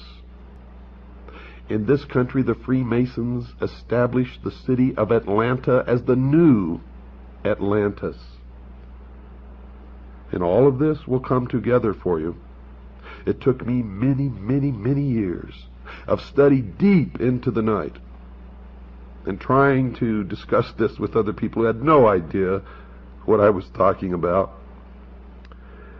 So most of it was put together in loneliness late at night. And then when I established my organization known as the Citizens Agency for Joint Intelligence, many others began to help and furnish bits and pieces of information. And we have succeeded, folks, in infiltrating the lodge. We have members in the lodge who feed us information constantly. Members whom we taught how to take an oath so that the oath of Freemasonry would not be binding upon them. You have to play sometimes by the rules of the enemy in order to beat the enemy. And we are beating the enemy now. Following philosophical history. They believed that there was a time, the Golden Age, when truth and wisdom ruled the earth, and this aristocracy of wisdom was a benevolent despotism, and that's what they want to reestablish. Benevolent to who? That's the question. In which men were led to a nobler state of being by the firm, kindly hand of the enlightened sage. This was the divine dynasty of the mythological priest-kings who were qualified to govern humanity by virtue, not only temporal, but by divine attributes. Through his priests, Osiris, representative of the hidden tradition, ruled the entire world by virtue of the perfection resident in that tradition. Now, if we concede that Osiris is the positive pole of the universal life agent, as the mystery school does, then Isis becomes the receptive pole of that activity. He is the doctrine, she is the church. As in Christianity, it is customary to refer to the church as the bride of Christ. So in Egypt, the institution of the mysteries was the great mother, the consort of heaven herself. From this interpretation, we gain a deeper insight into the symbolism of the whole Osirian cycle. Isis, you see, becomes the temporal order of the priesthood, the accumulative body of initiates. She is personified as the temple. She is the mother of all good, the protectress of all right, and the patron of all improvement. Now remember, this is the belief of the mystery schools. I'm not telling you what I believe. What you're learning on this program is what the mystery religion really is. Its origin, its history, its dogma, and its identity. So don't get confused here. Don't get confused. According to the mystery schools, she ensures nobility, inspires virtue, and awakens the nobler passions of the soul. As Diana of Ephesus, she is the multimamia who feeds all creatures from herself. And many of you may have seen illustrations in books or little statues or portraits or pictures on somebody's wall of Isis in the role of the Multimamia, where she has many breasts all over her torso and on her legs and arms, all over her body. Well, that's what this represents. As Diana of Ephesus, she is the Multimamia who feeds all creatures from herself. Like the moon, she shines only with the light of her sovereign sun, spelled S-U-N, even as the temple can only be illumined by its indwelling truth. So Isis is the moon, Osiris is the sun. And remember what this means, folks. He is the doctrine, she is the church. You see, the Osirian legend, the Osirian cycle, was never about real people, was never about gods or goddesses, but it is the method by which the real object of worship and the real mystery of the mystery religion of Babylon has been concealed. And it is only one of the ways, as you will see. Typhon, according to the mystery schools, is the embodiment of every perversity. He is the negative creation, the Ahriman of Zoroastrianism. And remember, we talked last Thursday about the movie 2001, and in the beginning of the movie, the musical score that you hear, the name of it is Also Sprach Zarathustra, which is a tribute to Zoroaster, which is the androgynous god. The combination in one of the positive, the negative, good, evil, male, female, etc., etc., etc. It is the concept that Christ is also Lucifer, or that they are twins, and that's what they teach in the Mormon Church. Typhon, according to the mystery schools, is black magic and sorcery, the Black Brotherhood, also known as the Jesuit Order. Nephthys, his wife, is the institution through which he manifests. He is neither a single evil, nor even a sequence of ills, but an infinite diversity of them, indescribably insidious, empowered to infect the fabric of church and state. The enemy of the mystery schools are three: the church, the state, and the mob. And of course the mob is us. Typhon lured Osiris into the ark of destruction at the time when the sun enters the house of the scorpion. Hence we know him to be the eternal betrayer, or Judas, that ageless Judas who undoes all good things and inevitably presages ruin.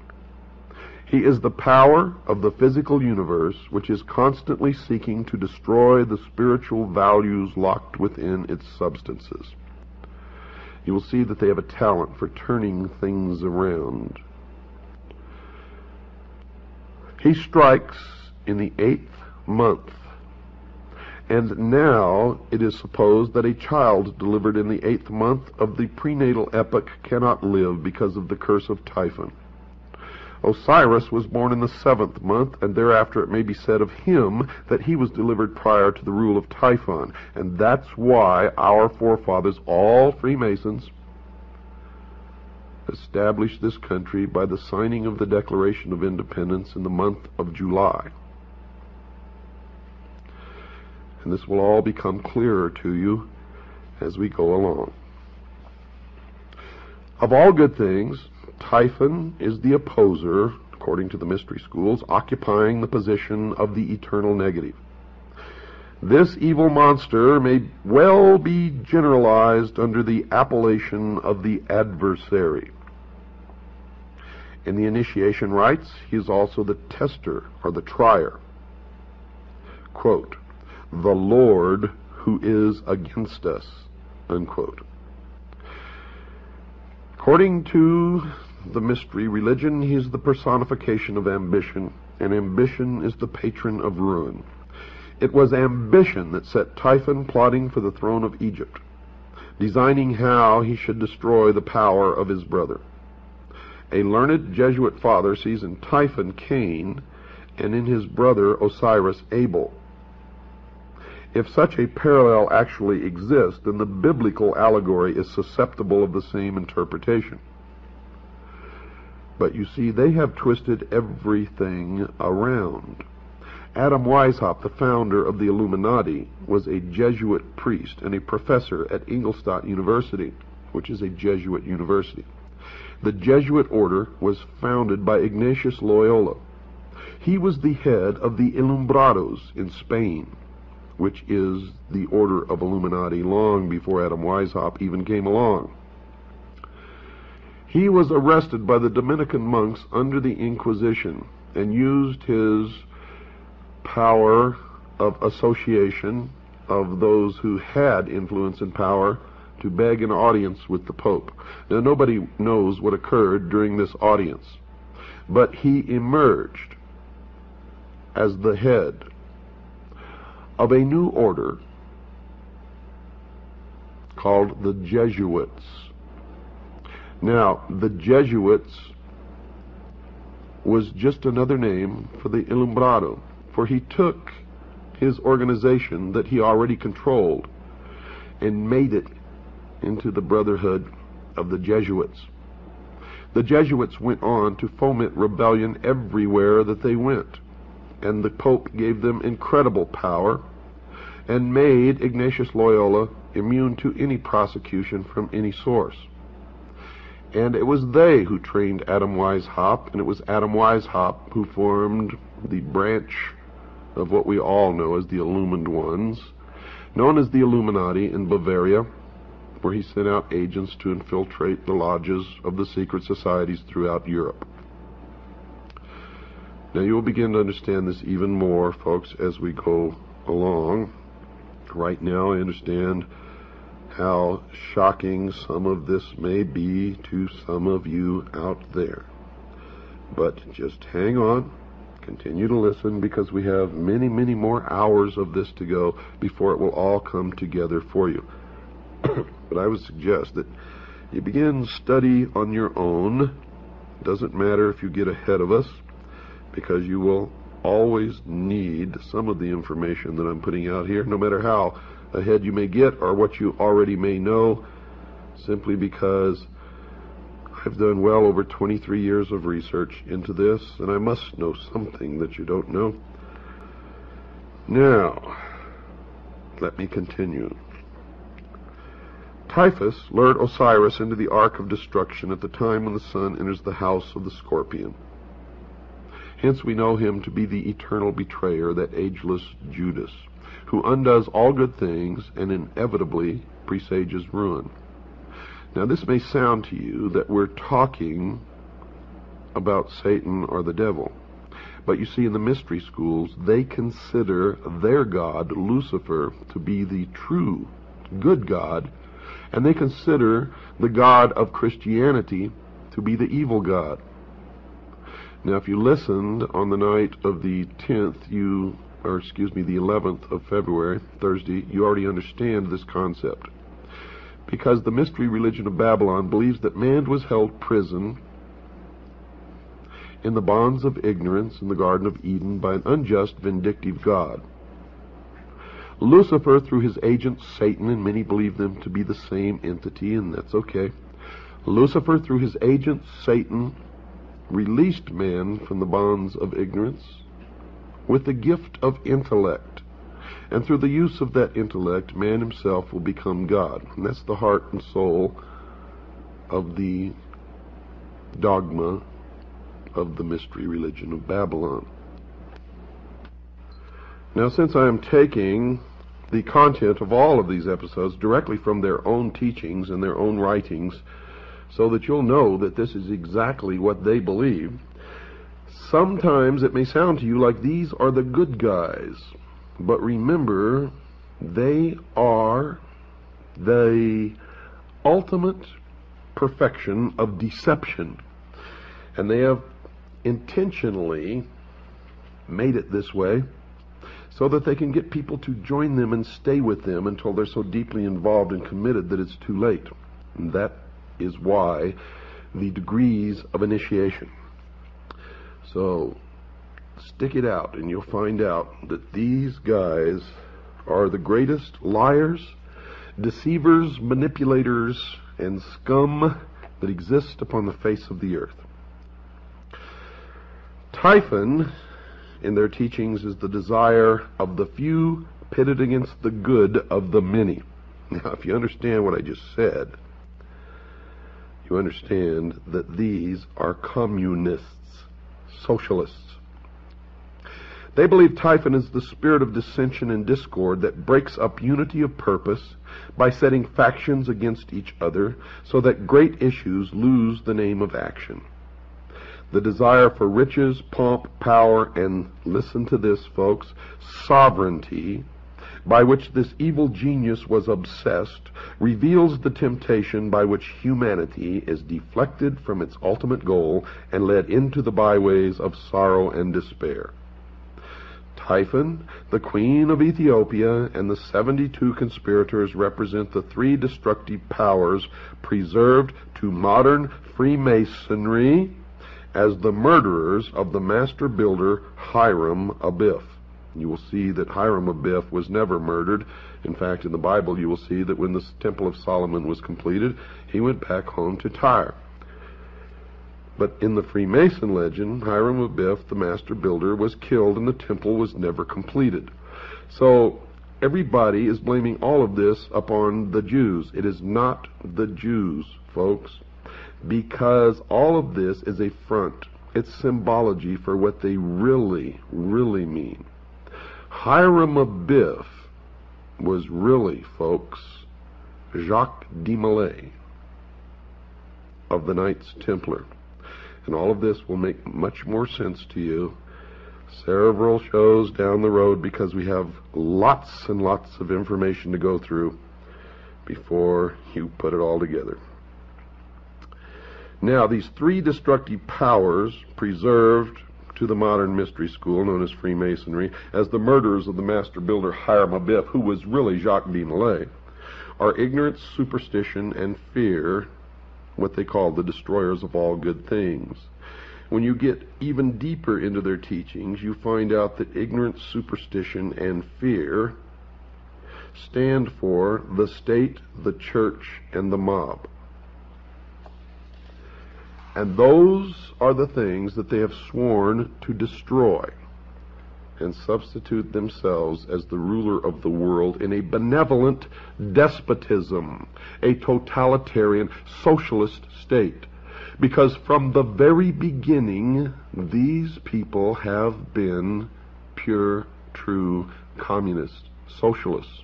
They are the heart and soul and core of international socialism.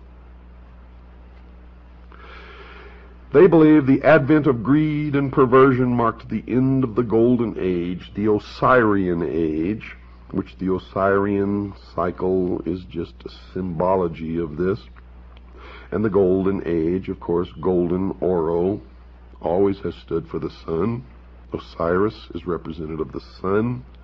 And outwardly these people worship the sun, but the sun is just another symbol for their god Lucifer, the light, the intellect. And with the good prince Osiris, the deeper truth returned to his own land. He became the victim of a hideous plot. So what is this mysterious chest, so beautiful in its outer appearance, but so fatal in its application? Well, folks, Plato, who was wise in the wisdom of the Egyptians and who was an initiate of the mystery school, would have answered that it was the body that lures the soul into the sorrows of generation. Now, if this interpretation is projected into the social sphere, the chest becomes symbolic of material organization. Witness the application of this thought to Christianity, where the pomp and glory of the outer show of a vast ecclesiastical mechanism has all but destroyed the simplicity and dignity of the primitive revelation of the mysteries. That is their exact words. See, I didn't make that up. Those aren't my words. Those are the words of the mystery school. And it is an indication, if you didn't think so yet, that Christianity is their enemy. They intend to destroy Christianity and all Christians. The blood will flow when the new world order takes power in the world. And if you sit back and say, well, I'm not worried because I'm going to be raptured, I feel sorry for you, because you are going to suffer tremendously. Because in my research, I have found that most of the theologians in the Protestant religion of all denominations who are responsible for this doctrine of the rapture are Freemasons. And they are in control of the World Council of Churches. They are responsible for the bringing together of the different religions in the World Council of Churches to attempt to merge them all into one and then change the doctrine to the New World religion. And if you don't believe that, you get off your little butts and go out there and start looking instead of just listening and accepting. For it is true.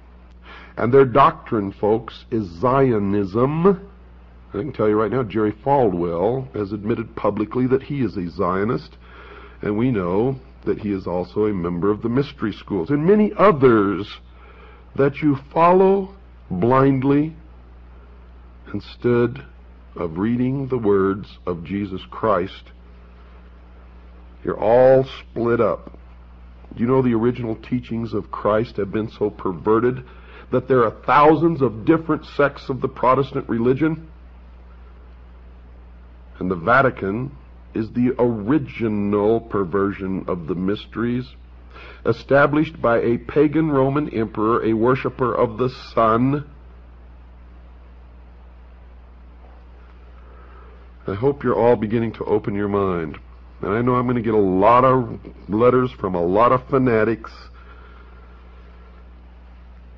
who don't believe this. And those are the people who will be hurt the most when they find out that it is all true.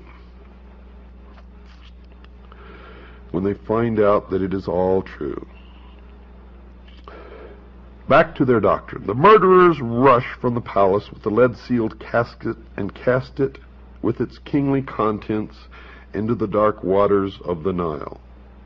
Thus are the ideals which lead men into the paths of truth and righteousness obscured, and with truth no longer evident, according to them, error, which is the Christian church, can rule supreme. Typhon, by now you should know that Typhon is their designation for Christianity. Typhon ascended the throne as regent of the world, swinishly gloating over a dejected humanity he had led into dark and devious byways. By the Nile may we not understand the river of generation, in the current of which souls imprisoned in mortal nature move helplessly upon the never-ceasing current. Now they believe that truth is dead. And according to their belief, with truth dead, or at least exiled to the invisible world, material facts were superseded by opinions. Opinions bred hatreds, and men finally fought and died over notions both senseless and soulless.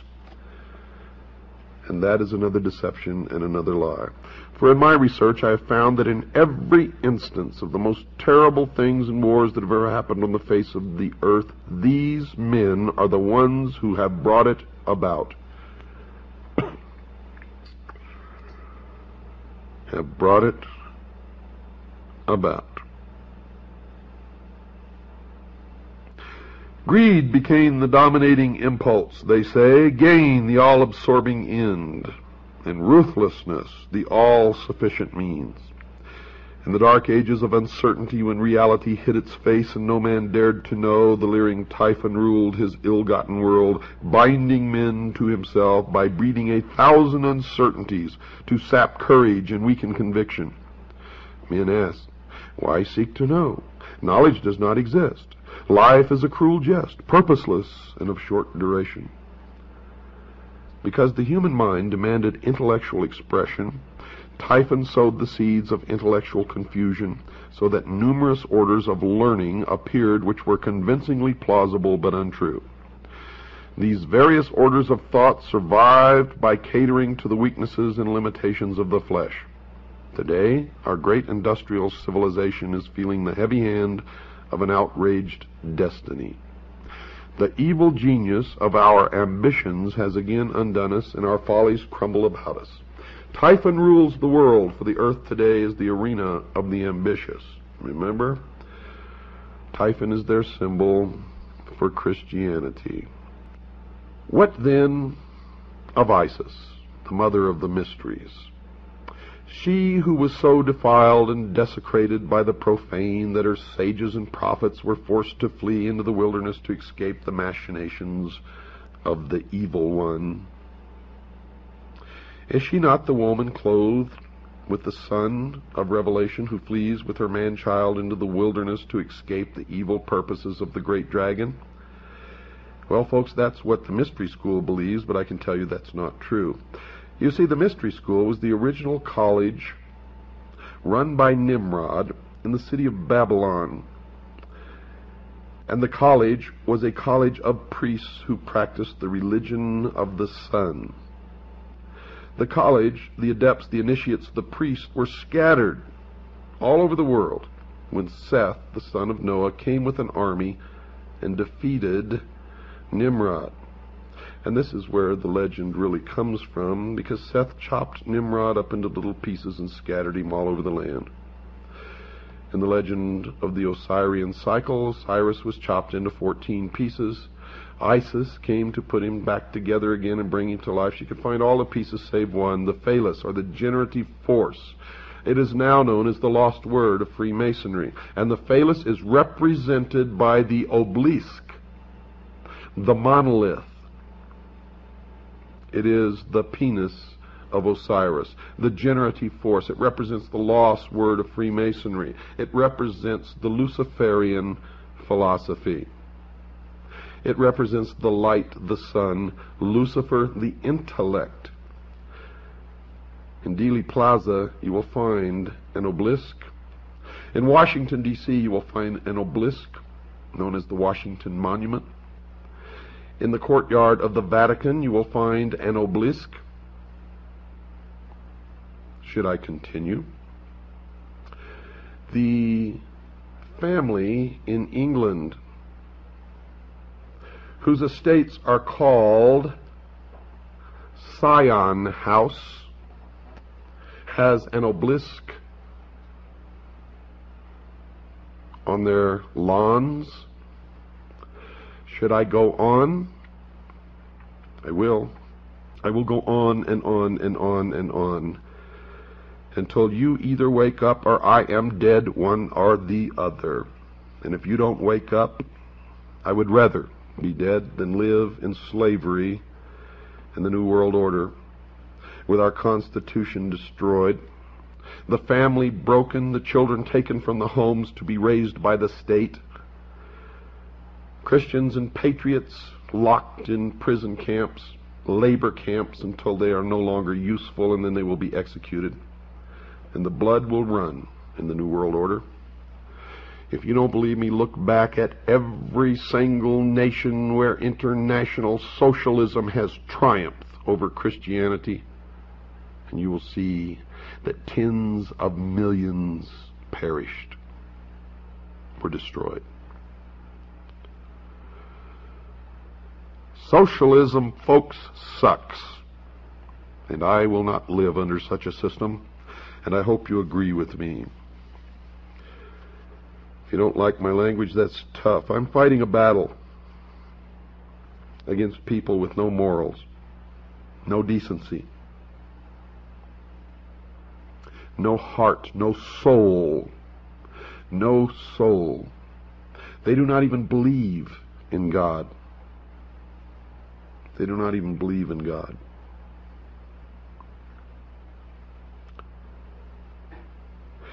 The glory of Egypt, according to these people, ceased with the death of Osiris. The mighty temples still stood, but the God who illuminated them had gone.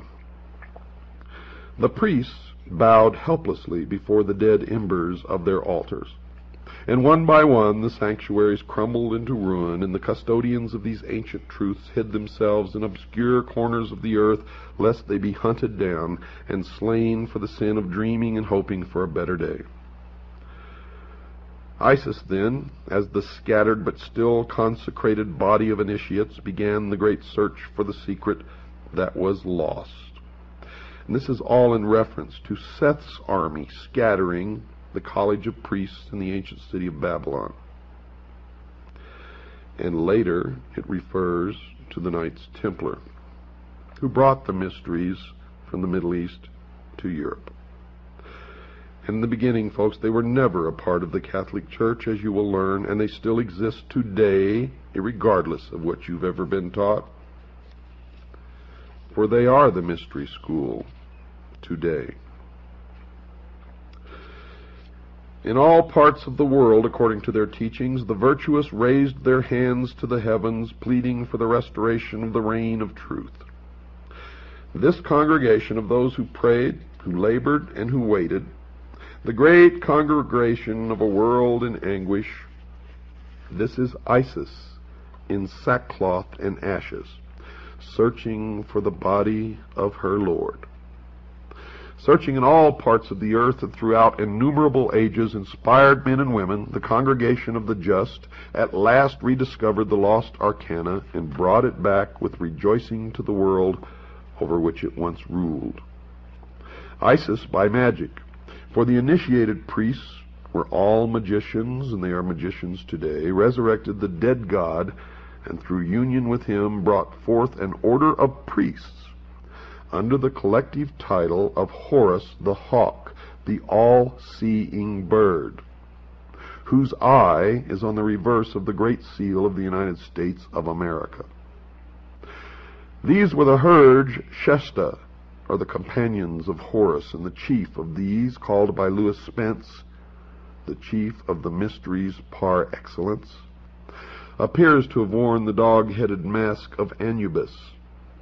Anubis was the son of Osiris by Nephthys, the material world, therefore represents the divine man, or the mortal being, who rose to enlightenment. And those who rose to enlightenment were considered illumined. Collectively, they are known as the Illuminati. And all of you who have fallen for the scam that the Illuminati does not exist, they do. For the term Illuminati merely refers to the collective body of those who are illumined or enlightened, and they are the Illuminati.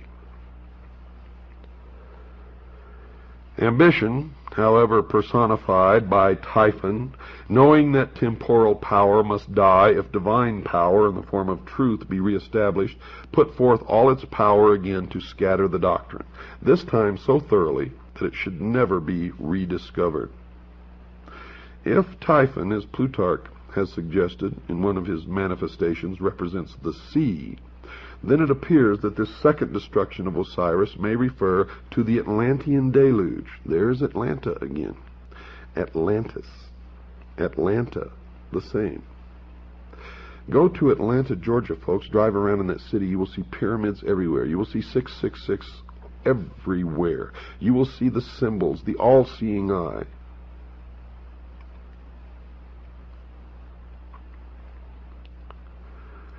Osiris may refer to the Atlantean deluge, by which the doctrine was swallowed up or lost, and its fragments scattered among all of the existing civilizations of that time. And the story continues. The body of Osiris, the secret doctrine, is divided into 14 parts. Remember, Osiris was chopped into 14 parts. They found all save one, the phallus or the penis of Osiris. Well, the body of Osiris represents the secret doctrine. It's divided into 14 parts and divided among the parts of the world. And the lost word of Freemasonry is the generative force, the lost part of Osiris, the lost part, the secret of the secret doctrine. So we must therefore understand that it was scattered through the 7 divine and 7 infernal spheres. The locusts and tails of India are by different symbolism through the 7 worlds which are without and the 7 worlds which are within. The Kabbalah of the Jews. Bacchus was torn into 7 pieces by the Titans and Osiris into 14 pieces. To use the words of Faber, quote, both these stories are in substance the same, for the second number is merely the reduplicate of the first. By a variation of much the same nature, the ancient mythologist added 7 Titanides and 7 Kabiri to the 7 Titans, unquote.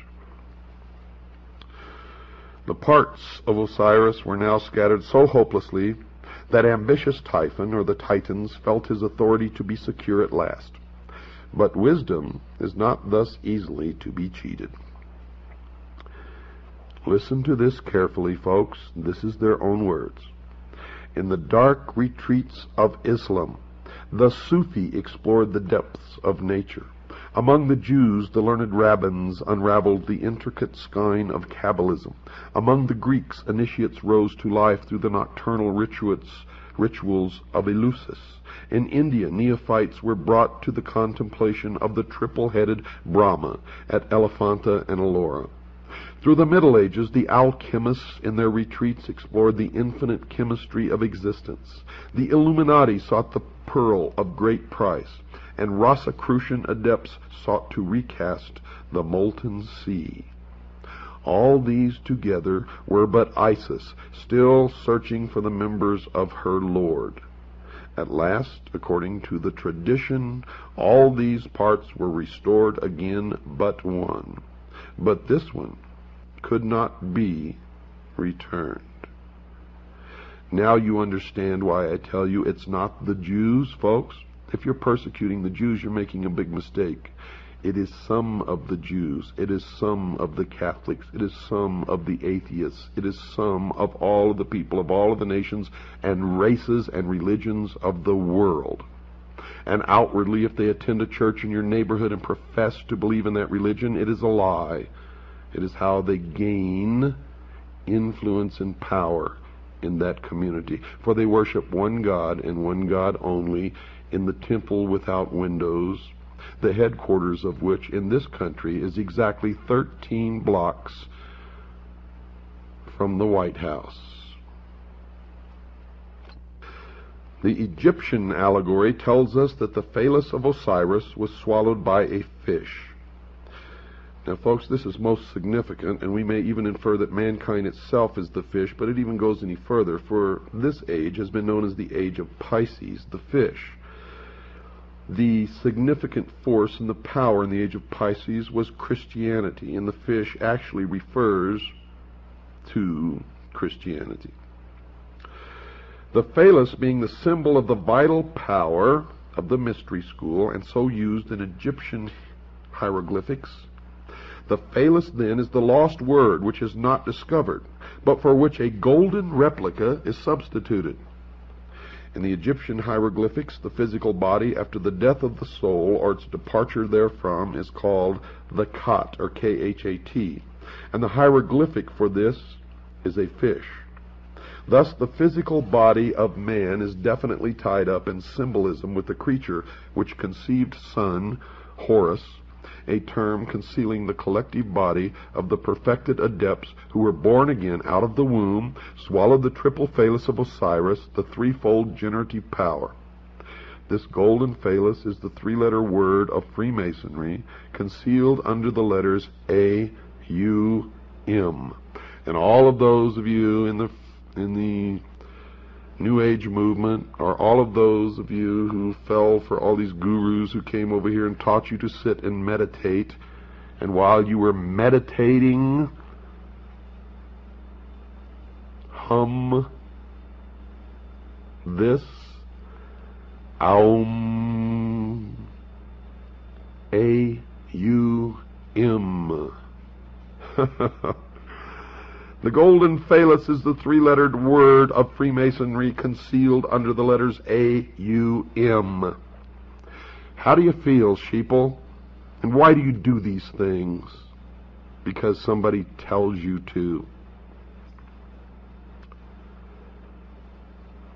Isis, by thus modeling and reproducing the missing member of Osiris, gives the body of the god the appearance of completeness, but the life power, folks, is not there. Isis, the priesthood, with their initiatory process, had accomplished all that could be accomplished by natural philosophy. Therefore, recourse is again had to magic. The golden phallus is rendered alive by the secret processes rescued from the lost book of Thoth. Thus the divine power of Osiris is restored through the regeneration of man himself and the processes of initiation. In the Greek system, man was rendered divine because his composition contained the blood of Bacchus, they believe, and in Egypt because it contained the seminal power of Osiris. The institutions raised in the world to perpetuate the deeper truths of life, according to them, labored on through the centuries, seeking for the lost key, the living crux ansata, which, if rediscovered, would enliven and impregnate the whole world and restore the good king Osiris to the throne left empty by his cruel death. The purpose of the Osiric rite is therefore revealed as twofold. The first motive was the almost hopeless effort made by the bereaved Isis to restore her husband to life. She hovers above his corpse in the form of a bird, trying to restore his breath by the fluttering of her own wings. This ceremony is concealed in the book of the Respirations. The causing of Osiris to breathe again is the great abstract ideal. The second and more imminent motive which actuated Isis was to avenge herself upon Typhon, Christianity, and to destroy his power over the world. This she determined to accomplish through her immaculately conceived son Horus, which is a term concealing the collective body of the perfected adepts who were born again out of the womb of the mother, Isis, the mystery school. Now we can apply this analogy to a great modern system of initiation called Freemasonry, which has certainly perpetuated at least the outer form of the ancient rites to the profane or to the members on the lower rung of the initiatory ladder. To the adepts of the priesthood, the higher initiates, then it is clear. You see, for Freemasonry as an institution is Isis, the mother of mysteries, from whose dark womb the initiates are born in the mystery of the second or philosophic birth. Thus all adepts, by virtue of their participation in the rites, are figuratively at least the sons of Isis. As Isis is the widow seeking to restore her lord and to avenge his cruel murder, it follows that all master masons or master builders are widows' sons. They are the offspring of the institution, widowed by the loss of the living word, and theirs is the eternal quest they discover by becoming. In the Egyptian rites, Horus is the savior avenger, son of Isis, conceived by magic or the ritual, after the brutal murder of Osiris. Hence, he is the posthumous redeemer. Freemasons are Hori. They are the eye of Osiris, whose body, therefore, is made up of eyes. Each initiate is a Horus, each is a hawk of the sun, spelled S-U-N, and for one reason is each raised, and that is that he may join the army, which is to avenge the destruction of wisdom and restore the reign of the all-seeing Lord, Lucifer. Each one is dedicated to the overthrowing of the reign of Christianity. The great battle in which the sons of the hawk rout the hosts of darkness is the mysterious Armageddon of Revelation. You see, they believe Lucifer is the god of light, and Jehovah, or Yahweh, is the god of darkness. They believe that the Armageddon of Revelation is the Kurukshetra of the Mahabharata and the Ragnarok of the Eddas. In this battle, the hosts of the adversary shall be routed forever. The great purposes of the Osirian rite are thus revealed in an unsuspected clarity. The Hershesti are philosophically opposed to the reign of ambition. It is their duty to reestablish that golden age when wisdom personified as Osiris and not selfishness personified by Typhon shall dictate the whole course of human procedure. The day must ultimately come when the Horai, by virtue of their royal purpose, accomplish the consummation of the great work. The great work, folks, is the elevation of man to the illumined man, or 666, and the establishment of a one-world, totalitarian, socialist utopia on earth. The missing word will be found, and the golden substitute will be replaced as promised in the ancient rite. Osiris will rise in splendor from the dead and rule the world through those sages and philosophers in whom wisdom has become incarnate. It should be particularly noted that the Egyptians do not regard Osiris as wholly dead, but view him as continuing to live in the underworld, where he superintends the ceremony of the psychostasia. The underworld is not the sphere of the dead alone. It is the world of the mysteries. Lucifer is therefore God of the hidden fane, the temple which is beneath the earth, the house of the low ceiling, the crypts into which the initiates go in search of truth. He is the dweller who abides in the darkness of the innermost. His throne is not in the objective world, but in that subjective sphere which is the inner life of man. They believe that thus is it arcanely intimated that while truth may perish from society, it cannot die from the heart which preserves the sacred tradition through that natural inspiration by which all men are gradually moved to truth. In the meantime, the widow Isis, the mystery school, continues to produce out of herself the host of potential redeemers. Spiritual education continues from age to age in secret, and though temporarily obscured in this generation or in that, its onward process, they believe, is inevitable. Out of the hidden house, guarded by the silent God, must someday issue the glorious and illumined Horus. 666 is the number of that man, the very incarnation of his own father, Osiris or Lucifer, the personification of the Lord of Abydos, the avenger of all, and the just God in whom there is no death. Something is wrong in America, no doubt about it. There's a new religion appearing. Many of you call it the New Age religion. And it appears to be the exact opposite of the Old Age religion, meaning the religion of the Jews and the Christians. It's not really that different. I've studied it. I've talked to people who practice it. They claim it's not a religion, but it is. Christ has ceased to become a man, the Son of God, the actual manifestation of God in the flesh on earth, and has become the consciousness, the Christ consciousness. And anyone can be Christ if they have this Christ consciousness in the New Age religion. Now, these are the two religions, the Christian religion and the Jewish religion, that set the United States on its course, because these religions taught that mankind had some basic human rights. They held that the family was the basic unit in all of the world. They believed in the right to private property. They believed in the unalienable, which is defined as being incapable of being surrendered, right to life.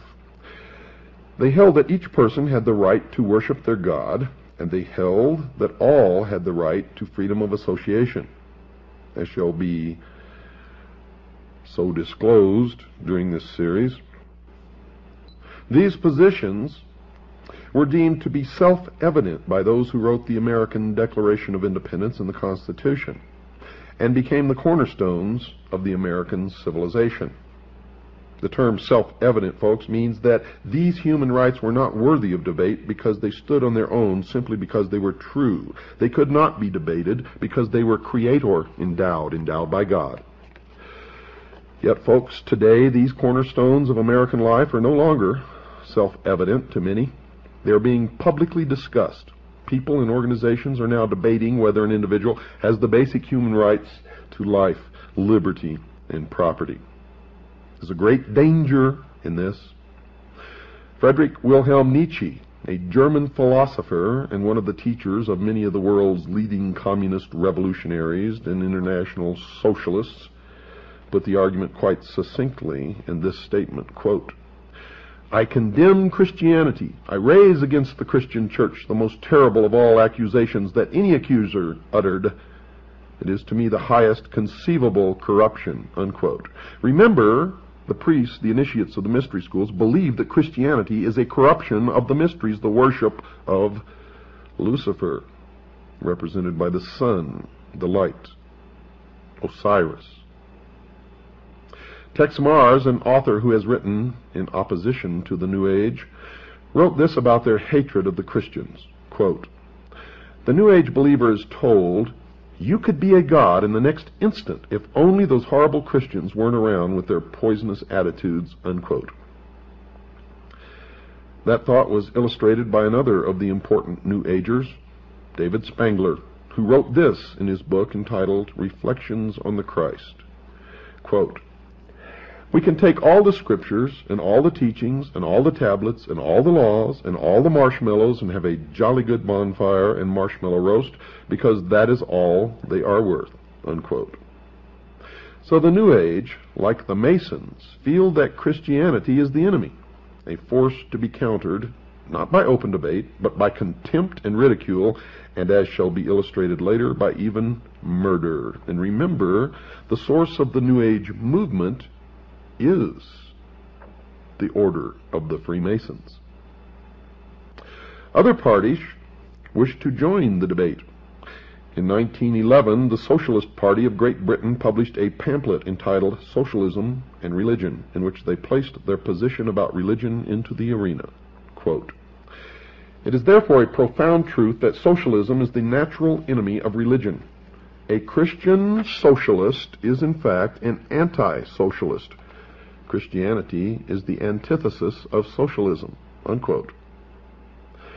So the socialist, the New Ager, and the Mason have declared war on the Christians. And, as in every war, the enemy must be defeated, even by bloodshed if necessary. This war has deep roots in history, and I will cover those roots so that you will understand it perfectly where this came from. This war is no different. Bloodshed is anticipated by all parties in the battle. Lavetti Lafferty and Bud Hollowell, two New Agers, started the discussion about how their religion sanctions the use of violence against the Christian community. They wrote the following in their book entitled The Eternal Dance, quote, "This is a time of opportunity for those who will take it," apparently meaning the New Agers, the initiates of the mystery religions, socialists. "For others," apparently the Christians, "if the earth is unsuitable for them, if they will not accept the New Age religion, they will go on to other worlds," unquote, which simply means they will be exterminated. You better listen to me, folks. I am a messenger, and my message is unmistakable, and it had better not fall upon deaf ears, for those deaf ears will be rendered dead in the coming New World Order. Another New Age spokesman, Maharishi Mahesh Yogi, the guru sought out by the rock and roll group known as the Beatles and others, has been quoted as saying, quote, "There has not been and there will not be a place for the unfit. The fit will lead, and if the unfit are not coming along, if they will not accept the New Age religion, there is no place for them. In the age of enlightenment, there is no place for ignorant people. Non-existence of the unfit has been the law of nature," unquote. Another example of New Age thinking on this vital issue came from a pamphlet available in a bookstore selling New Age material. It was published by something called the Guardian Action Publications of New Mexico, and it was entitled Cosmic Countdown. This pamphlet alleged that it had received these thoughts from something called higher intelligence, and it directed its attention to the hunger disease problem in the Third World, and the pamphlet simply stated, Quote, "The world should be forewarned to be on the lookout for diseases which have been suppressed for years, suddenly rearing their ugly heads and decimating populations already on the verge of starvation in the third world nations. Although these peoples will eventually be replaced by the new root race about to make its appearance in a newly cleansed world, nevertheless, for the moment, this is a tragedy." Unquote. You see, they have made incredible admissions, but none of you are looking, none of you are reading, none of you are absorbing. In fact, most of you are so stupid that you think that the only thing you should read is what you personally believe in or agree with. How can you exist in this world ignorant of the opinions and the writings and the thoughts of everyone else, including your enemies? The words reveal an incredible scenario. You see, these people in the third world nations are going to be entirely replaced by what they call, quote, "a new root race," unquote. That eventuality will not be a tragedy. The tragedy is that these people are dying now due to starvation and disease, but when they die later, or they're all gone and they're replaced by the new root race, that won't be a tragedy. The concept that a new race of people will inhabit the world in the New Age millennium has been expressed by other believers in the religion. Ruth Montgomery, previously mentioned, has written about that change. Quote, "Those who survive the shift will be a different type of people from those in physical form today, freed from strife and hatred, longing to be of service to the whole of mankind. The souls who helped to bring on the chaos of the present century, apparently the Christians and the Jews, will have passed into spirit to rethink their attitudes," unquote. To show that the New Agers are talking about the physical death of the enemy, one must only search the writings of other New Agers. Another believer to write on the subject of the destruction of those who will not accept the new religion was Ruth Montgomery, and she has been quoted as saying in a transcribed interview carried by a magazine called Magical Blend, quote, "Millions will survive and millions won't. Those who won't will go into the spirit state because there is truly no death," unquote. Estimates of the number to perish have been made by some New Agers. One who has made such an estimate is John Randolph Price, who was quoted by Tex Mars in his book about the New Age, and he said that, quote, "John Randolph Price was told by his spirit guide that up to 2.5 billion might perish in the coming chaos," unquote. And we already know that the goal of the plan called Global 2000 is to deplete the population by 2 billion people by the year 2000. Now, that estimate is about half of the current world population, 2.5 billion.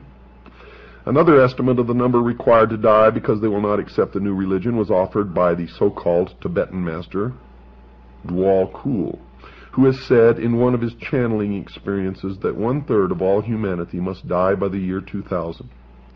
And that would be about 2 billion people, at least. Channeling is one of the strange activities occurring inside the New Age religion. I've witnessed this, and I can tell you most channelers are just fraudulent con artists who are taking the money of those who pay to hear this channeling from dead spirits or ancient teachers or other world spirits. Some of the believers claim that they have the ability to call forth the deceased spirit of someone who lived many years before.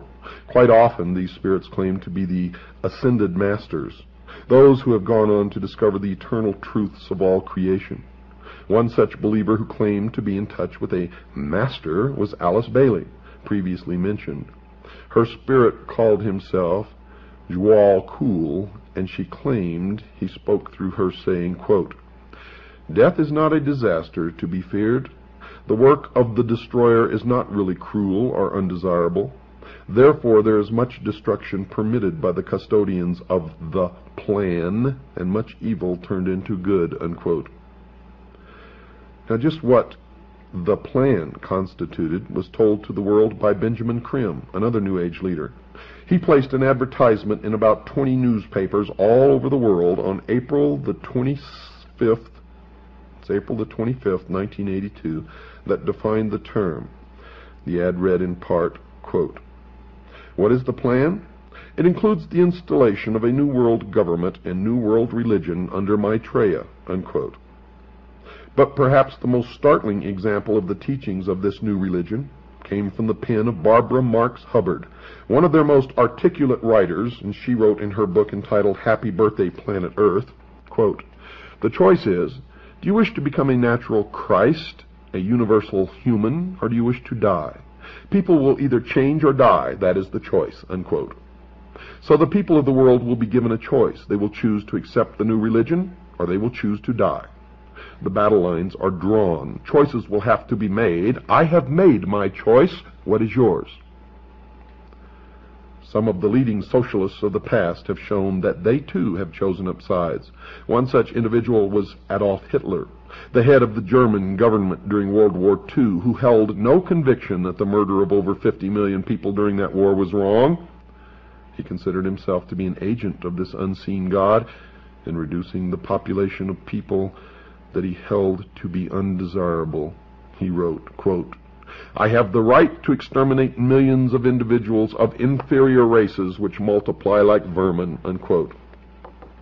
And he did what he considered acceptable inside his religion. Those who did not believe in his new religion had no choice, and they perished. The evidence that Adolf Hitler was a New Ager will be presented later in this series. Another of the leading spokesmen for the socialist position was George Bernard Shaw, a well-known writer during his day. He wrote a book entitled The Intelligent Woman's Guide to Socialism, in which he stated, quote, "I also made it quite clear that socialism means equality of income or nothing, and under socialism you would not be allowed to be poor." You would be forcibly fed, clothed, lodged, taught, and employed, whether you like it or not, whether you're useful or not, even if it were discovered that you had not the character and industry enough to be worth all this trouble. You might be executed in a kindly manner, but whilst you were permitted to live, you would have to live well, unquote. Socialism is the greatest perversion, deception, and lie that has ever existed on the face of this earth, and has brought nothing but misery, death, poverty to people who have been subjected to its cruelties. The Masonic writer Albert Pike placed the Masonic order into the discussion when he wrote this in his book Morals and Dogma, quote, "It is not true to say that one man, however little, must not be sacrificed to another, however great, to a majority or to all men. That is not only a fallacy, but a most dangerous one. Often one man, and many men, must be sacrificed, to the ordinary sense of the term, to the interest of the many. The interest and even the life of one man must often be sacrificed to the interest and welfare of his country," unquote. The religious view is that the sacrifice of one life for the interest of the many is murder, and those who believe in the God of the Bible are told not to commit this act. The commandment against this practice is contained in Exodus 20, verse 13 of the Old Testament, and in Matthew 5, verse 21 in the New, and is simply expressed in these simple words, quote, "Thou shalt not kill," unquote. The principle is easy to understand. No person has the right to take the life of another. This understanding is nearly worldwide. There are, of course, cultures that have determined that human sacrifice, cannibalism, and murder are acceptable forms of behavior, but these are rare in the history of man. But here we are being exposed to a whole new religious view, one growing daily in size and stature, that openly advocates the wholesale slaughter of entire races of people. Adam Weishaupt, the founder of the Bavarian branch of the Illuminati, has also endorsed this new conviction that murder was not improper by including it in the initiation ceremony into the order. He has his initiator tell the initiate, quote, "Behold our secret. If in order to destroy all Christianity, all religion, we have pretended to have the sole true religion, remember that the end justifies the means, and that the wise ought to take all the means to do good which the wicked take to do evil," unquote. The initiate was told that he may use whatever means, murder included, to achieve the goals of the association that he was joining, and that the major goal of the Illuminati was the destruction of all religion, including Christianity. That meant that if Christians physically stood in the way, they would be removed by simply murdering them. Weishaupt even went so far as to say that anyone not willing to take the life of another was unfit to join the Illuminati. He wrote the following in a letter to a fellow member in 1778, quote, "No man is fit for our order who is not ready to go to every length," unquote. Weishaupt wrote that again, this time using different words. Quote, "This can be done in no other way but by secret associations, which will by degrees, and in silence, possess themselves of the government of the states and make use of those means for this purpose, which the wicked use for attaining base ends," unquote. Now Weishaupt, folks, was aware of the enormous power of government, and he desired its power for his members. He committed his organization to its infiltration. Then he committed it to unspeakable purposes, anything that would further the goal of the Illuminati. He even went on to grant permission to his members to distort the truth by lying if it would further their goals. He wrote this, quote, "There must not a single purpose ever come in sight that may betray our aims against religion and the state. One must speak sometimes one way and sometimes another, but so as never to contradict ourselves, and so that with respect to our true way of thinking we may be impenetrable," unquote. And you wonder why politicians continually lie and continually break their promises. And no matter who you elect, Republican or Democrat, it doesn't make any difference.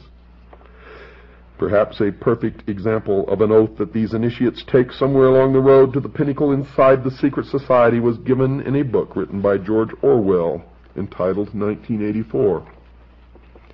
Mr. Orwell has an initiate into a secret society called the Brotherhood in his story ask these questions. Quote, "Are you prepared to give your life? Are you prepared to commit murder? Are you prepared to commit acts of sabotage which may cause the death of hundreds of innocent people? Are you prepared to betray your country to foreign powers?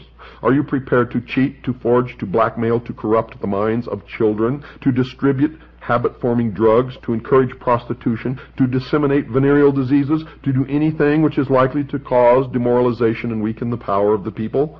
Are you prepared to commit suicide if and when we order you to do so?" This, folks, is an example of the philosophy that the ends justify the means. The initiate should do as he was required as long as the act benefited the brotherhood. There is no morality under such an oath. So murder of the unfit, those unwilling to adopt the new religion, will be acceptable, and those who do the annihilating are to feel no remorse. In the view of the New Age religion, the murderers have served mankind well. But this callous disregard for the right to life of every human on the face of the earth has been predicted before in the New Testament. John was moved to write in John chapter 6, verse 12, quote, "Yea, the time cometh, that whosoever killeth you will think that he doeth God service," unquote. The New World Order, ladies and gentlemen, will sail in on a sea of blood. The New Age religion, folks, is going to have a worldwide leader. A charismatic political and religious leader that they call Lord Maitreya. At least so far that's who they call him, or that's what they call him. This individual, as far as I know, has not made his public appearance yet, but the New Agers claim that he is on the earth at the present time. They claim that he came to live with the Asian community in East London, England, in July 1977 by descending from his ancient retreat in the Himalaya mountains along the border of India and Tibet. They further believe that his imminent emergence into full public view is assured. They also claim that this individual is the one that the Christians call Christ, the Jews call the Messiah, the Buddhists call the fifth Buddha, the Hindus call Krishna, and the Muslims call the Imam Mahdi. In other words, all of the major religions of the world are awaiting the arrival of this one individual. It is their claim that this one individual living now in London is the one expected by all of these religions. However, when we search London with a fine-tooth comb, we can find no trace of any living individual named Maitreya or fitting this description are recognized as this religious leader. Isn't that strange?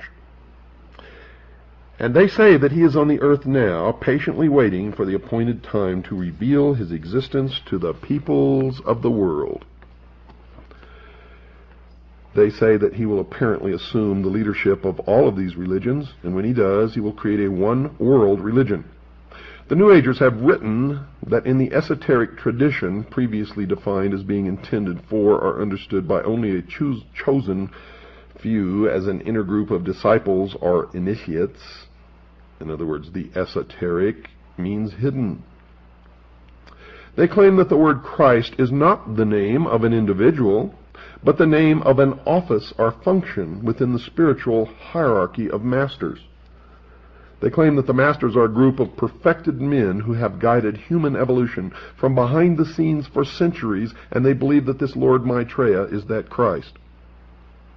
Now, Manly P. Hall has written of this individual by identifying him as, quote, the way, the truth, and the life, which coming to every life redeems all who accept it, unquote. Tex Mars has quoted this individual as saying, quote, my army is ready for battle, my masters of wisdom and myself at the head. That battle will be fought for the continuance of man on this earth. Rest assured that my army shall triumph, unquote. Well, it appears that the battle to be fought between the followers of Lord Maitreya and the rest of humanity is still in the future. But at least one of the participants has an army already prepared. How about you? One who claims to have seen the birth in a vision of someone who seems to fulfill the requirements of this Maitreya was astrologer Jean Dixon. Her major claim to being a prophet is her prediction, reportedly made before the event of the assassination of President John Kennedy in 1963. However, her credentials were dealt a serious blow in 1968 when she also prophesied that the Soviet Union would be the first to put a man on the moon. Another of her prophecies was that the Republican Party would be victorious in 1968. And it was with the election of Richard Nixon, a Republican. But she also predicted that within the following decade, 1970 to 1979, the two-party system, as we have known it, will vanish from the American scene. She further predicted that Richard M. Nixon had excellent vibrations for the good of America and would serve the country well. So you can see that she's a very accurate person from which to judge the course of the future.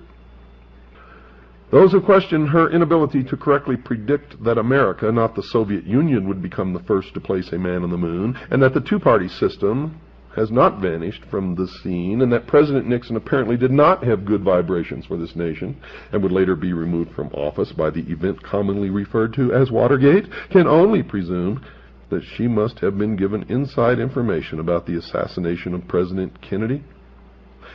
And that would account for her knowing at least in that event the true future.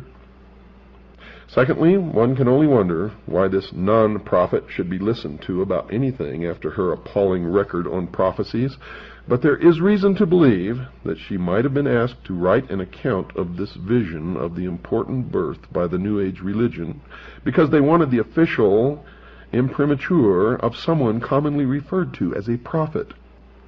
In other words, folks, her prophecy might have been written to legitimize his claim to be a man-god, so that when this individual made his public appearance himself, the public would marvel at the fact that his birth had fulfilled a prophecy. But in any event, Ruth Montgomery wrote a book about her entitled The Gift of Prophecy, in which she wrote about the very revealing and intriguing vision that Jean Dixon allegedly had. Quote, the vision, which Jean considers the most significant and soul-stirring of her life, occurred on February the 5th, 1962. She saw the brightest sun she had ever seen. Isn't it funny how that sun always pops into this stuff? Now remember that reference to the sun, folks. Stepping out of the brightness were a Pharaoh and Queen Nefertiti. Remember here that these two individuals were Egyptians. Now, this will become significant later on. In fact, it's already significant if you've been listening to this show. The couple thrust forth a baby as if offering it to the entire world. Now, another interpretation, because they sprang from the sun, could be that this is Osiris and Isis and the child is Horus, and that is exactly the esoteric, real interpretation, although Jeannie Dixon never said this. Jean looked at the baby and then said, according to the author, quote, "I knew here is the beginning of wisdom," unquote. Remember what I told you? Osiris is the doctrine, Isis is the church, the child Horus is the body of illumined initiates. So what Ruth Montgomery wrote can be summarized as follows. A sun deity gives the world a child from Egypt who possesses enormous wisdom, and this event allegedly took place on February the 5th, 1962. The interpretation of these symbols have already been discussed and will continue to be discussed during this series, and the significance will be plain to all. Jean then says, quote, "A child born somewhere in the Middle East shortly after 7 a.m. Eastern Standard Time on February the 5th, 1962, will revolutionize the world. Before the close of the century, he will bring together all mankind in one all-embracing faith. Mankind will begin to feel the great force of this man in the early 1980s, and during the subsequent 10 years, the world as we know it will be reshaped into one without wars and suffering. His power will grow greatly until 1999, and this year is extremely significant, as will also be discussed, at which time the peoples of this earth will probably discover the full meaning of the vision," unquote. So according to this vision, a child born on February the 5th, 1962, will grow up to bring a one-world religion onto the face of the earth, and his efforts will be successful in 1999. The New York Times newspaper, folks, ran 3 consecutive articles on the conjunction of 5 planets, the sun, the moon, and an invisible body that astrologers call Ketu, starting on February the 4th, 1962. The first article stated that the various bodies moved into rough alignment in the constellation Capricorn at 7:05 a.m., New York time. A Capricorn, remember, is the goat. In history, the goat was the goat of Mendes, or the ram. And the newspaper article also says that they would remain in that alignment until 7:17 a.m., New York time, Monday. The goat of Mendes, the ram, is also another word or another name for Lucifer, Satan. However, the article went on to say that most of the people in India became alarmed because most astrologers were making predictions of disasters. There were a few astrologers who were predicting good for the world as a result of this alignment, but few Indians appeared to be paying them much heed. Now couple that with Jean Dixon's prediction that the child was born on February the 5th, 1962, midpoint in this alignment, and what do you get? They're going to great pains to prepare the world for something. Astronomers did not consider the event to be rare, however, and the article went on to report that the same configuration had occurred several times in the past. The last time being in April 1821, and then it occurred twice. The article reported that Dr. Kenneth L. Franklin of the Museum of Natural History, Hayden Planetarium in New York, had commented that year does not seem to be a year of any remembered disasters. He was then quoted as saying, "And that year isn't famous for anything, as far as I know." Dr. Franklin also commented on the body the astrologers call Ketu. He speculated that it may be some sort of astrological addition used to make everything come out right. He then added that he believed Ketu to be the invisible planet that is frequently taken into account in astrological reckonings, but that he had no idea how it was possible to keep track of something that no one could see, and as far as he knew, didn't even exist. The Times carried another article the next day, Monday, February the 5th, 1962, the date that this supposed child was born, and it repeated the concern of the Hindu astrologers. In fact, that headline read, "Hindu astrologers still say it's doomsday." And the subheadline read, "Peaceful beginning of planetary event is viewed gravely." Now, the third article in the series ran on Tuesday, February 6th, 1962, and carried the headline, quote, "Doomsday in India Uneventful," unquote. The article reported that the Indian astrologers had predicted a variety of disasters, earthquakes, tidal waves, devastating fires, and warfare, to name but a few, but that none of these events had occurred. Furthermore, the article reported that Hindu priests had claimed that the reason nothing had happened was because their prayers to their God had been answered. But folks, none of these three articles mentioned the birth of anyone on these 3 days. Furthermore, none but a few astrologers had believed that something good was going to happen, and that only a few in India had even listened to them. Only Jean Dixon, another astrologer, had seen a vision of something beneficial, in this case the birth of a baby full of wisdom at about the midpoint of the 3-day affair. One can only wonder if once again she missed the mark and was involved in another error, or if she was intentionally made to set up the world to welcome someone named Lord Maitreya. In any event, these people claim that the Lord Maitreya will appear shortly to the entire world and start everyone off on a road to a one-world religion. Helena Petrovna Blavatsky, in her book entitled The Secret Doctrine, called him, quote, "the Dragon of Wisdom," unquote. So it appears that the one call that Jean Dixon made that appears to match other comments is her statement that the baby she saw in her vision was full of wisdom. If the baby she claimed to have seen in her vision was Lord Maitreya, then she was right, because others have claimed that Lord Maitreya is full of wisdom. However, there is still reason to believe that she was given inside information by some New Agers who wanted to have this Lord's birth prophesied so that when he did surface, the New Agers could claim that his birth had been a fulfilled prophecy. So the world awaits the visible appearance of Lord Maitreya. Ladies and gentlemen, dear listeners, so that you would realize that I'm not making any of this up, now, folks, the Dallas Morning News on October 1st, 1989, published this story. Anglican leader calls for unity under Pope. The byline is Associated Press. Rome, Anglican leader Archbishop Robert Runcie called Saturday for all Christians to accept the Roman Catholic Pope as a common leader presiding in love. "For the universal church, I renew the plea," he said. "Could not all Christians come to reconsider the kind of primacy the Bishop of Rome, the Pope, exercised within the early church?" Again, folks, that was in the Dallas Morning News, October 1st, 1989.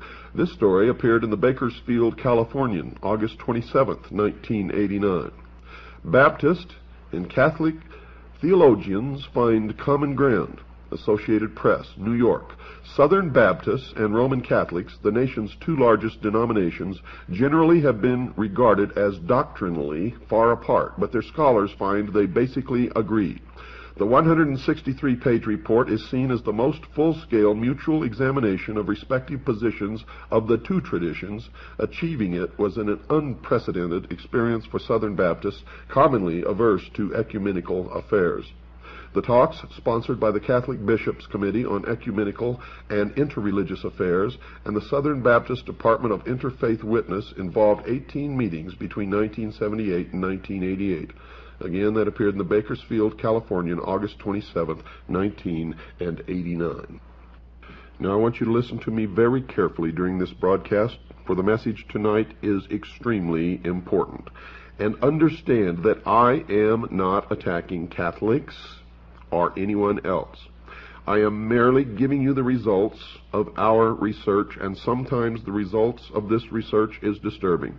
It shows how we've been misled and deceived over hundreds and sometimes thousands of years. You see, folks, more wars have been fought and more blood has been shed in the name of religion than any other cause, perhaps all other causes.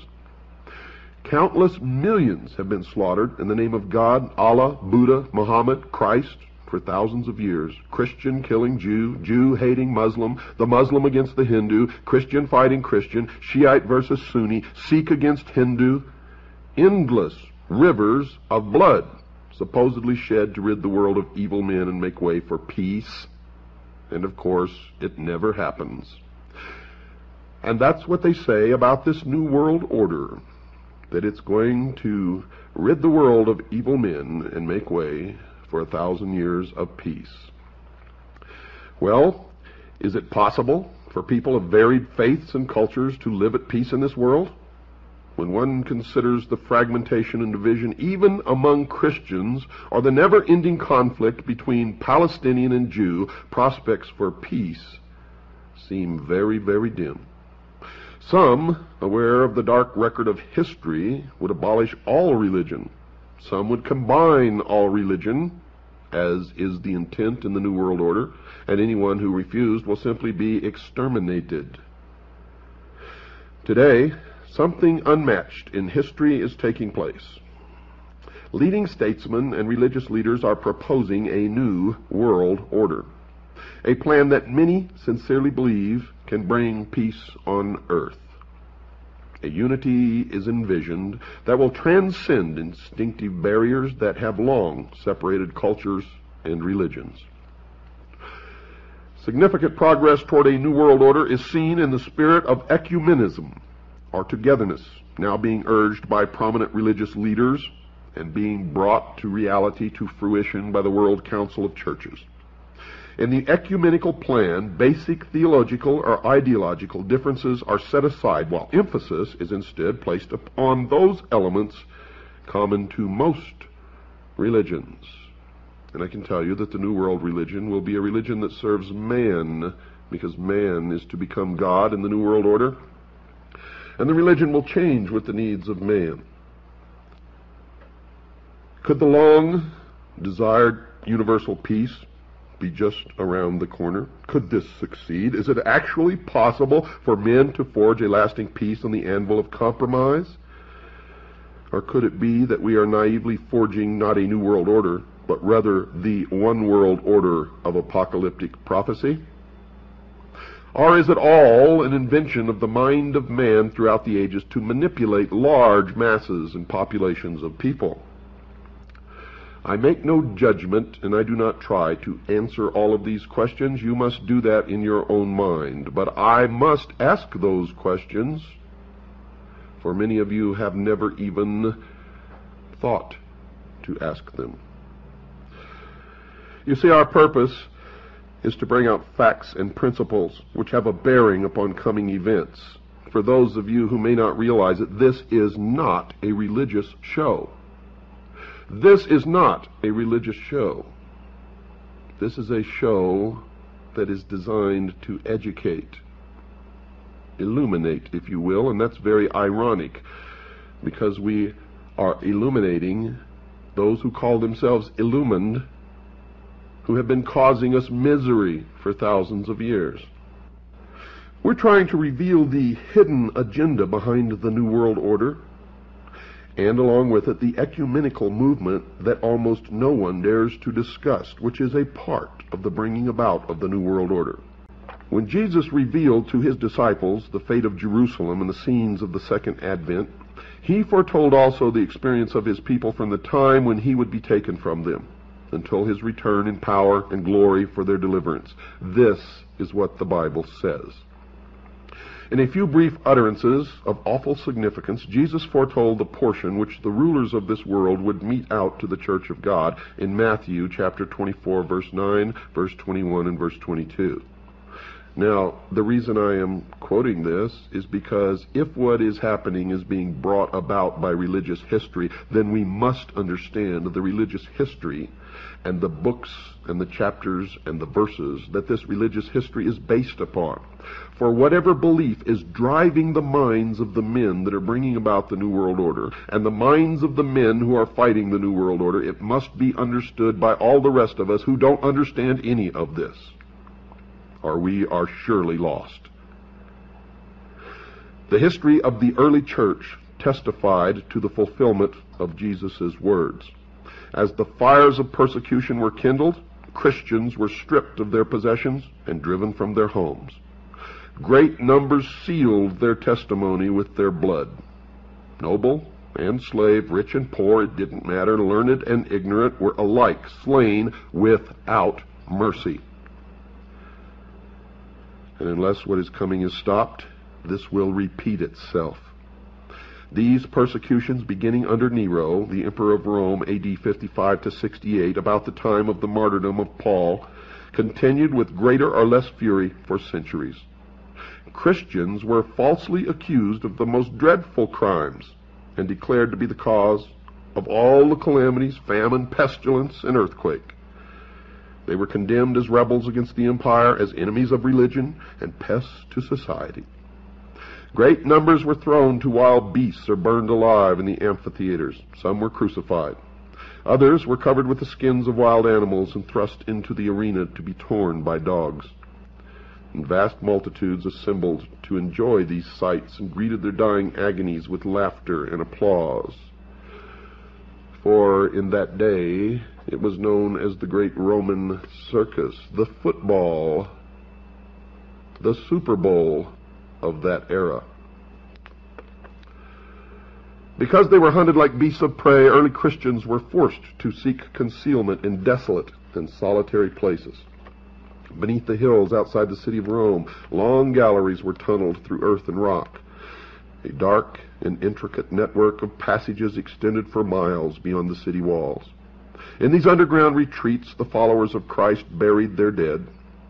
When the life-giver shall return to awaken those who fought the good fight, many a martyr for Christ's sake will come forth from those gloomy catacombs. In vain were Satan's or Lucifer's efforts to destroy the Church of Christ by violence. You see, God's workmen were slain, but his work went steadily forward. Said a Christian, quote, "You may torment, afflict, and vex us. The more we are mowed down, the more we spring up again. The blood of Christians is seed," unquote. Tertullian, in his Apology, paragraph 50, "Thousands were imprisoned and slain, but others sprang up to fill their place." Now the great adversary, who Christians believe is Satan, also known as Lucifer, but whom the mystery schools believe is Jehovah or Yahweh. The great adversary endeavored to gain by artifice what he had failed to secure by force. Persecution ceased, and in its place were substituted the dangerous allurements of temporal prosperity and worldly honor. For if they could not stamp out the Christians by violence, by killing them, by crucifying them, by throwing them to the lions and to the dogs and to the gladiators, if they could not get rid of them in that manner, and if the empire was threatened by them, then there had to be a way to save the Roman Empire, to save the emperor from that pestilence known as Christianity. Idolaters were led to receive a part of the Christian faith while they rejected other essential truths. They professed to accept Jesus as the Son of God and to believe in his death and resurrection, but they had no conviction of sin and felt no need of repentance or of a change of heart. And with some concessions on their part, they proposed that Christians should make concessions, that all might unite on the platform of belief in Christ. Now the church was in fearful peril. Prison, torture, fire, and sword were blessings in comparison with this. Some of the Christians stood firm, declaring that they could make no compromise. Others were in favor of yielding or modifying some features of their faith and uniting with those who accepted a part of Christianity, urging that this might be the means of their full conversion. And that was a time of deep anguish for the faithful followers of Christ, according to the written history of the Christian religion. This compromise between paganism and Christianity resulted in the development of the man of sin foretold in prophecy as opposing and exalting himself above God. The Apostle Paul, in his second letter to the Thessalonians, foretold the great apostasy. Quote, "That day shall not come, except there come a falling away first, and that man of sin be revealed, the son of perdition, who opposeth and exalteth himself above all that is called God, or that is worshipped, so that he, as God, sitteth in the temple of God, showing himself that he is God," unquote. 2 Thessalonians chapter 2, verse 3 and 4, and that prophecy has come true. As man stands in the temple of the body today and declares himself to be God. And furthermore, the apostle warned his brethren that the mystery of iniquity doth already work. And what is the mystery of iniquity? It is the mystery religion of Babylon, the worship of the heavens, the Osirian cycle, of which the sun is the symbol of the intellect. Even at that early date, he saw creeping into the church errors that would prepare the way for the development of that gigantic system of false religion, a masterpiece of Satan's power, a monument of his efforts to seat himself upon the throne and rule the earth according to his will. The nominal conversion of the Roman Emperor Constantine in the early part of the 4th century caused great rejoicing, and the world, cloaked with a form of righteousness, walked into the church. Paganism, while appearing to be vanquished, became the conqueror. Pagan doctrines, ceremonies, and superstitions were incorporated into the faith and worship of the professed followers of Christ. And the 10 Commandments were changed to permit idols in the church. And other changes were made.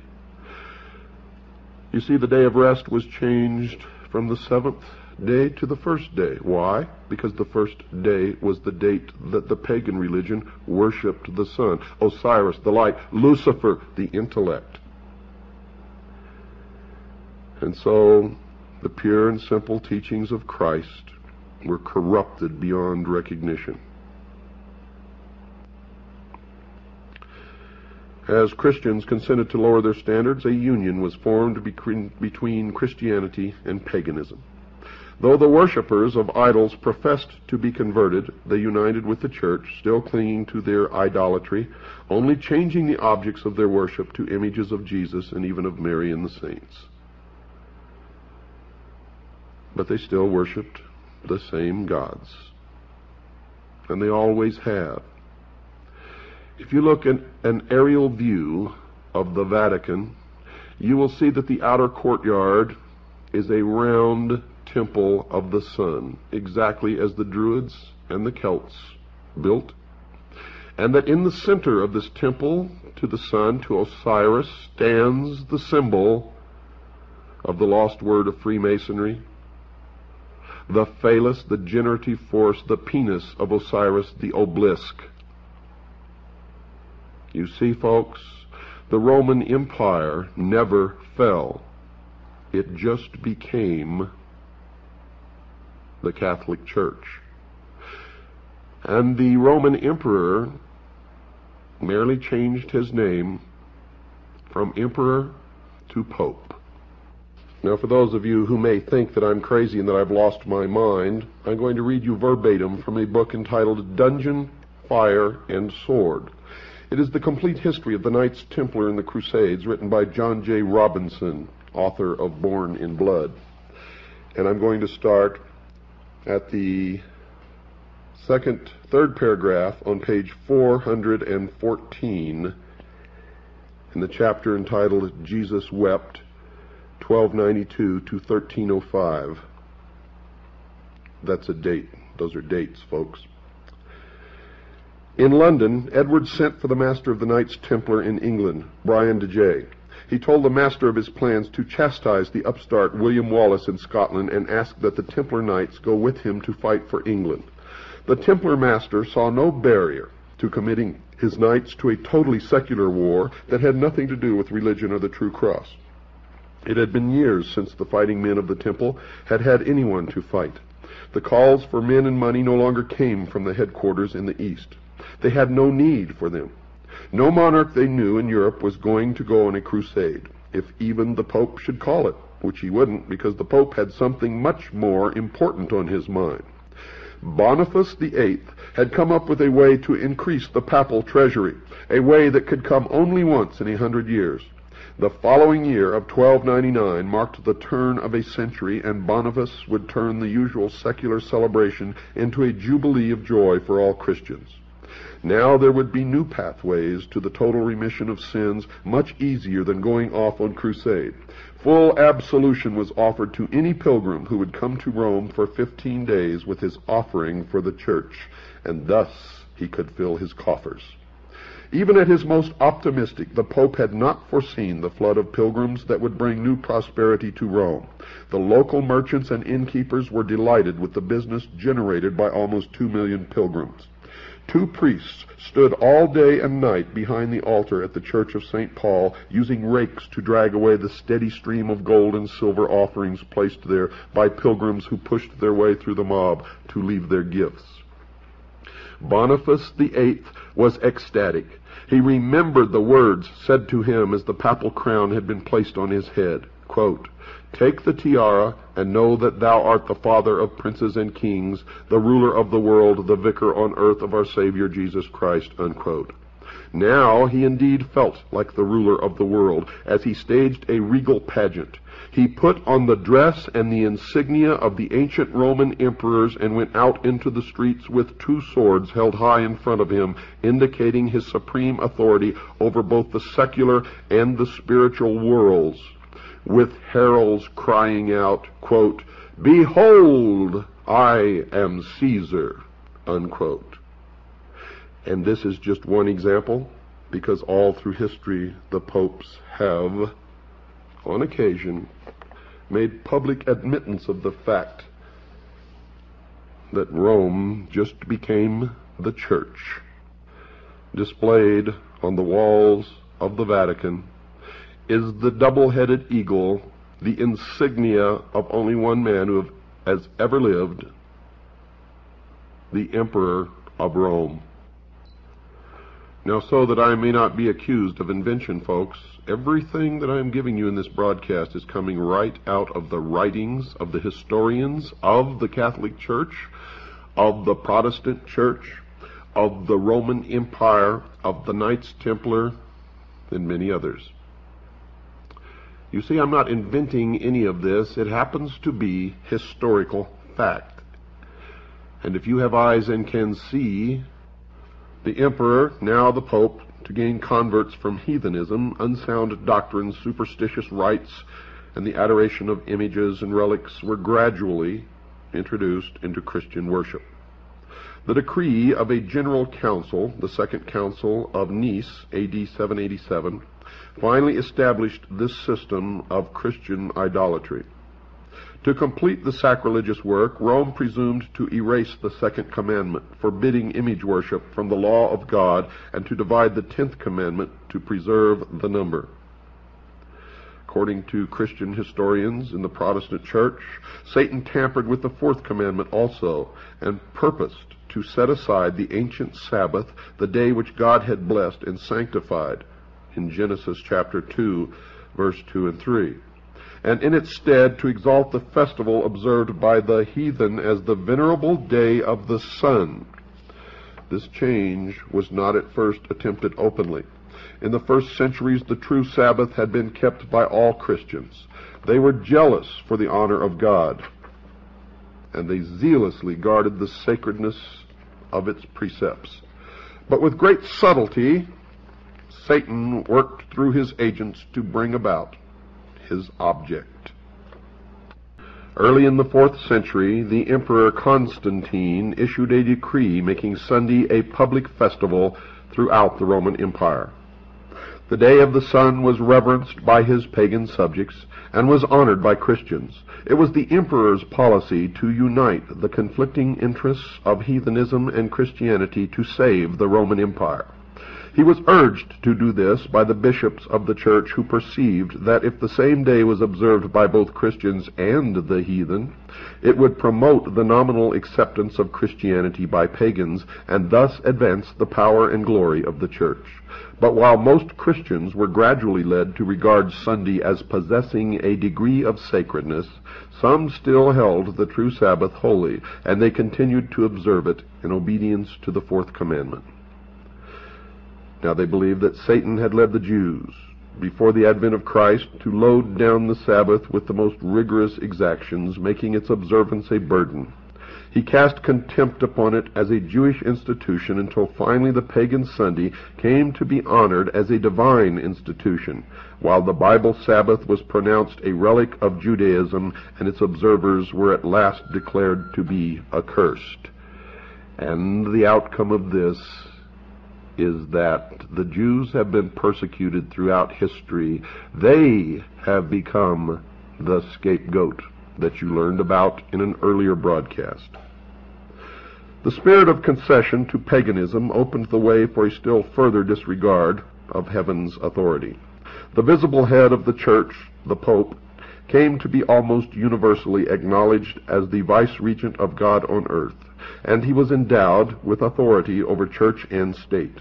More than this, the Pope appropriated the very titles of deity. He styled himself, quote, Lord God the Pope, unquote, assumed infallibility, and demanded that all men pay him homage. Faith was transferred from Christ, the true foundation of the Christian church, to the Pope of Rome. Instead of trusting in Christ for forgiveness of sins and for eternal salvation, people looked to the Pope and to the priests and prelates to whom he delegated authority.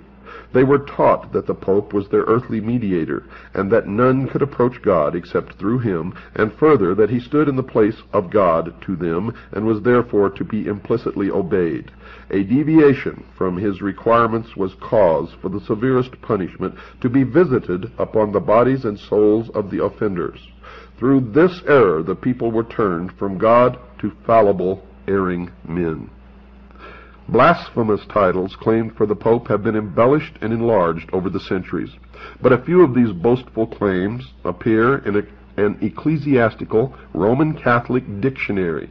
I'm taking this right out of a Roman Catholic dictionary by Lucius Ferraris, entitled Prompta Bibliotheca Canonica, Volume 6, pages 438, 442, article, Pope, The Catholic Encyclopedia 1913 edition. Volume 6, page 48, speaks of this book as a veritable encyclopedia of religious knowledge and a precious mine of information. Those are the words of the Vatican. Quote, the Pope is of so great dignity and so exalted that he is not a mere man, but as it were God and the vicar of God. Unquote. Remember, the Roman emperors were deified. Quote, hence the Pope is crowned with a triple crown as King of heaven and of earth and of the lower regions. Unquote. That is an exact word-for-word description of Osiris. Quote, so that if it were possible that the angels might err in the faith or might think contrary to the faith, they could be judged and excommunicated by the Pope. Unquote. Quote, the Pope is, as it were, God on earth, sole sovereign of the faithful of Christ, chief King of kings, having plenitude of power, to whom has been entrusted by the omnipotent God direction, not only of the earthly but also of the heavenly kingdom. Unquote. If that's not blasphemy according to the definition, then I don't know what is, folks. Quote, the Pope can modify divine law, and since his power is not of man but of God. Unquote. The Pope can modify divine law? Well, you see that he did. He changed the day of rest, dictated by God, from the seventh day to the first day, and he changed the Ten Commandments to allow the worship of idols. But the doctrine of papal supremacy is directly opposed to the teachings of any scripture that I am able to find. Quote, thou shalt worship the Lord thy God, and him only shalt thou serve. Quote, unquote. That's in Luke chapter 4, verse 8. God has never given a hint in his word that he appointed any man but Christ to be the head of the church. The Bible exalts God and places finite men in their true position. The Pope has no power over Christ's church except by usurpation, and that's true only if you are a Christian. If you are a Jew, if you are a Muslim, if you are a Buddhist, none of that is true, is it? By the 6th century, folks, the papacy was firmly established. Its seat of power was fixed in the imperial city, and the Bishop of Rome was declared to be the head over the entire church. Pagan Rome had given place to papal Rome. The ascension of the Roman Church to power marked the beginning of the Dark Ages. As her power increased, the darkness of superstition and error deepened. Those were days of pearl for the Church of Christ. Faithful standard-bearers were few. At times it seemed that error and superstition would wholly prevail, and true religion would be banished from the earth. The gospel was lost sight of, and the forms of religion were multiplied. People were taught not only to look to the Pope as their mediator, but to trust to works of their own to atone for sin.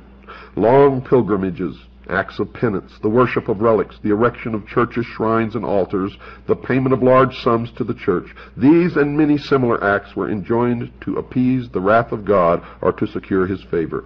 As if God were like men, to be angered at trifles or pacified by gifts or acts of penance, and even then the church still worshipped the old gods. For in dismantling churches for renovation throughout Europe, without exception, and the older the church, the more likely it was to be true, enshrined within the altar, out of sight of the priests and the worshippers, were found stone penises, symbols of the lost word of Freemasonry, the phallus of Osiris, the generative force of the pagan religion of the worship of the sun, the light, Lucifer, the intellect. This is historic fact. This is not invention, but fact. About the close of the 8th century, Papists put forth the claim that in the first ages of the Church, the bishops of Rome had possessed the same spiritual power which they now assumed. To establish this claim, ancient writings were forged by monks, and it has been proven that they were forged. Decrees of councils before unheard of were discovered, establishing the universal supremacy of the Pope from the earliest times, and a church that had rejected the truth greedily accepted these deceptions. Another step in papal assumption was taken when in the 11th century Pope Gregory VII proclaimed the perfection of the Roman Church. Among the propositions which he put forth was one declaring that the Church had never erred, nor would it ever err according to the Scriptures. But I wonder what they told Galileo when they imprisoned him for being right, that the earth revolved around the sun, and that the earth was not the center of the universe, and that the universe did not revolve around the earth. I wonder what they told Galileo. How did they justify being right when they were obviously wrong? And not only with Galileo, but Giordano Bruno and many others. Many others, as a matter of fact, many of whom were burned at the stake for daring to disagree with what was then considered to be politically correct. For many of them had discovered scientific truths, and when they espoused these truths, were declared to be heretics and were burned at the stake because the Pope declared these truths to be falsehoods. And that, folks, was the birth of the doctrine known as political correctness. And you see it reappearing now, where truths are again declared to be false because they are not politically correct. What are you going to accept in this world?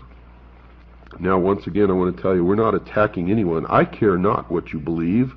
I care not what altar you worship at, for I am a true constitutionalist.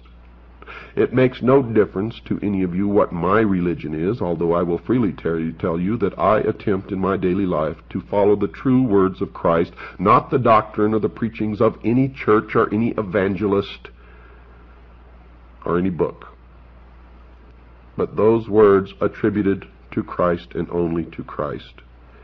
And as the rock upon which those words stand, the 10 Commandments as given to Moses by God. That is the sum total of my religion, of my beliefs, of what I practice in my daily life. I'm not asking you to do that at all.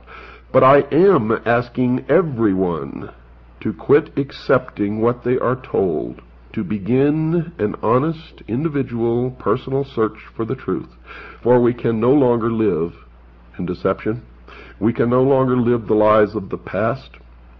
Great change lies ahead of us, folks. Change will come whether we want it or not, for that is the way of the world and the way of the universe. And if we are still living in lies and deceptions and manipulations, then that change will be for the bad, just as it has always been throughout the history of the world, and blood will flow and people will suffer, all in the name, once again, of religion. And I, for one, am sick of it.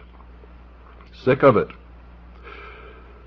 We must discover the truth, and we must lead our lives by the truth, and we must take the truth into the future, and we must determine the future from the truth, and nothing else. Nothing else. For if we do not, those who have decided that they are the only truly mature minds, and thus the only ones capable of rule, because the rest of us do not use our intelligence, and thus are beasts of burden and stakes on the table by choice and consent, no better than animals who do not have intelligence, they have determined that they are going to shackle us once again in slavery, because we cannot control ourselves, or rule ourselves, or live by the truth. This is what they have determined, right or wrong, whether you believe them or whether you believe that they know what they claim that they know or not. It is what they have determined, and I assure you they are in control right now. Right now. Right this moment. And in this country, their headquarters is in the temple without windows, exactly 13 blocks from the White House, the headquarters of the Scottish Rite of Freemasonry. Now, when the Pope declared that the Church had never erred, nor would it ever err, according to the Scriptures, the scriptural proofs did not accompany the assertion. Next, the proud pontiff claimed the power to depose emperors and declared that no sentence which he pronounced could be reversed by anyone, but that it was his prerogative to reverse the decisions of all others. The advancing centuries witnessed a constant increase of error in the doctrines put forth from Rome. Even before the establishment of the papacy, the teachings of heathen philosophers had received attention and exerted an influence in the Church. Prominent among these was the belief in man's natural immortality and his consciousness in death. This doctrine laid the foundation upon which Rome established the invocation of saints and the adoration of the Virgin Mary. From this sprang also the heresy of eternal torment for the finally impenitent, which was early incorporated into the papal faith. And thus, once again, the worship of Osiris and Mary and the child Horus, disguised under different names, emerged as a religion from the veil out into the open. The only thing that has changed is the names. Then the way was prepared for the introduction of still another invention of paganism, which Rome named purgatory and employed to terrify the superstitious multitudes. By this heresy is affirmed the existence of a place of torment, in which the souls of such as have not merited eternal damnation are to suffer punishment for their sins, and from which, when freed from impurity, they are admitted to heaven. The scriptural ordinance of the Lord's Supper was supplanted by the idolatrous sacrifice of the Mass.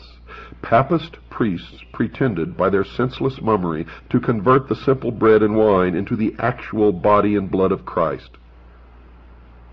And those are the exact words, body and blood of Christ, written by Cardinal Wiseman.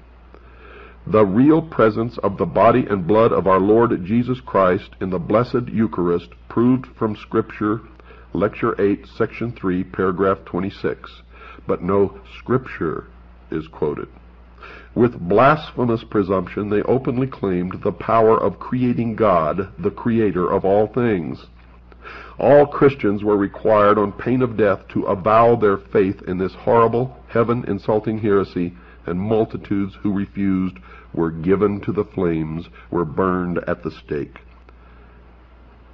Is it any wonder that the invisible college, the worshippers of Mystery Babylon, those who call themselves the guardians of the secrets of the ages, hate Christianity? Still another fabrication was needed to enable Rome to profit by the fears and vices of her adherents, and this was supplied by the doctrine of indulgences. Full remission of sins, past, present, and future, and release from all the pains and penalties incurred, were promised to those who would enlist in the pontiff's wars to extend his temporal dominion, to punish his enemies, or to exterminate those who dared deny his spiritual supremacy. The people were taught that by the payment of money to the church they might free themselves from sin and release the souls of their deceased friends who were confined in the tormenting flames. By such means Rome filled her coffers and sustained the magnificence, luxury, and vice of the pretended representatives of him who had not where to lay his head. And the old Roman Empire flourished under the guise of the Vatican, the papacy, the Catholic Church. In the 13th century was established that most terrible of all the engines of the papacy, the Inquisition. The Prince of Darkness worked through the leaders of the papal hierarchy. In their secret councils, Satan and his angels controlled the minds of evil men who invented tortures too horrible to appear to human eyes. Babylon the Great was drunken with the blood of the saints. The mangled forms of millions of martyrs cried to God for vengeance upon that apostate power. This is word to word from history, folks. Popery became the world's despot. Kings and emperors bowed to the decrees of the Roman pontiff. The destinies of men, both for time and for eternity, seemed under his control. For hundreds of years, the doctrines of Rome had been extensively and implicitly received, its rites reverently performed, and its festivals observed. Its clergy were honored and liberally sustained, but the noon of the papacy was the midnight of the world. That was written by J.A. Wiley in the History of Protestantism. Now, Protestantism is not lily-white either. They use that term lily-white because throughout history it's been used to describe good, when in fact, in many instances, there's nothing good about it whatsoever. Protestantism, folks, began in the Reformation. When Martin Luther rebelled against the Pope. But did you know that Martin Luther used as his personal seal the rose and the cross, revealing that he himself was an initiate of the mystery school, the ancient religion of Babylon. You see, I'm not attacking anyone, and I'm not putting anyone on a pedestal. I am not tearing down the Vatican in order to build up the Protestant Church, for they are equally guilty. Protestantism has fractured the teachings of Christ into thousands of sects and cults and little groups, all of them professing to know the truth. None of them really do. The Holy Scriptures were almost unknown, not only to the people but to the priests. God's law, the standard of righteousness in those days, having been removed, papist leaders exercised power without limit and practiced vice without restraint. Fraud, avarice, and profligacy prevailed. Men shrank from no crime by which they could gain wealth or position. The palaces of popes and prelates were scenes of the vilest debauchery. Some of the reigning pontiffs were guilty of crimes so revolting that secular rulers endeavored to depose these dignitaries of the church as monsters too vile to be tolerated. For centuries, Europe made no progress in learning, arts, or civilization. A moral and intellectual paralysis had fallen upon the world. The noon of the papacy, according to history, was the midnight of the world. Foremost among those who were called to lead the church from the darkness of popery into the light of a purer faith stood Martin Luther. And this is what people believe, but Martin Luther himself was an initiate of the mystery schools, a follower of the faith of Mystery Babylon, as was the Pope and the hierarchy of the Catholic Church. You see, but they were vying for rulership of the world, and up until not too long ago, have always been throughout history. For the Vatican practices the corrupted worship of Mystery Babylon, the combination of Christianity and the worship of Mystery Babylon, whereas the mystery schools retain the pure form of Mystery Babylon. And this is the only difference between the two, folks, and they have been vying throughout history for the rulership of the world. Mystery Babylon attempting to destroy the Pope and Christianity, and the Pope attempting to persecute and burn away the followers, the initiates of Mystery Babylon. And it has always been the goal of the worshippers of Mystery Babylon to seat one of their own upon the throne of the Vatican. And they have succeeded. They have succeeded, folks, and now you are seeing the beginning of the combination of all religions into one world religion. And while the world and the New Age movement may be waiting for the emergence of Maitreya, I tell you now here, I tell you that in the New World Order, the one world, charismatic, and religious leader will be seated upon the throne of Rome. Mark my words. And for those of you who do not understand yet, the Protestant religion was created by the mystery schools to bring down the authority of the Pope. Just as this nation, the United States of America, was created by the mystery schools to topple the monarchs, the kings and queens, from their thrones.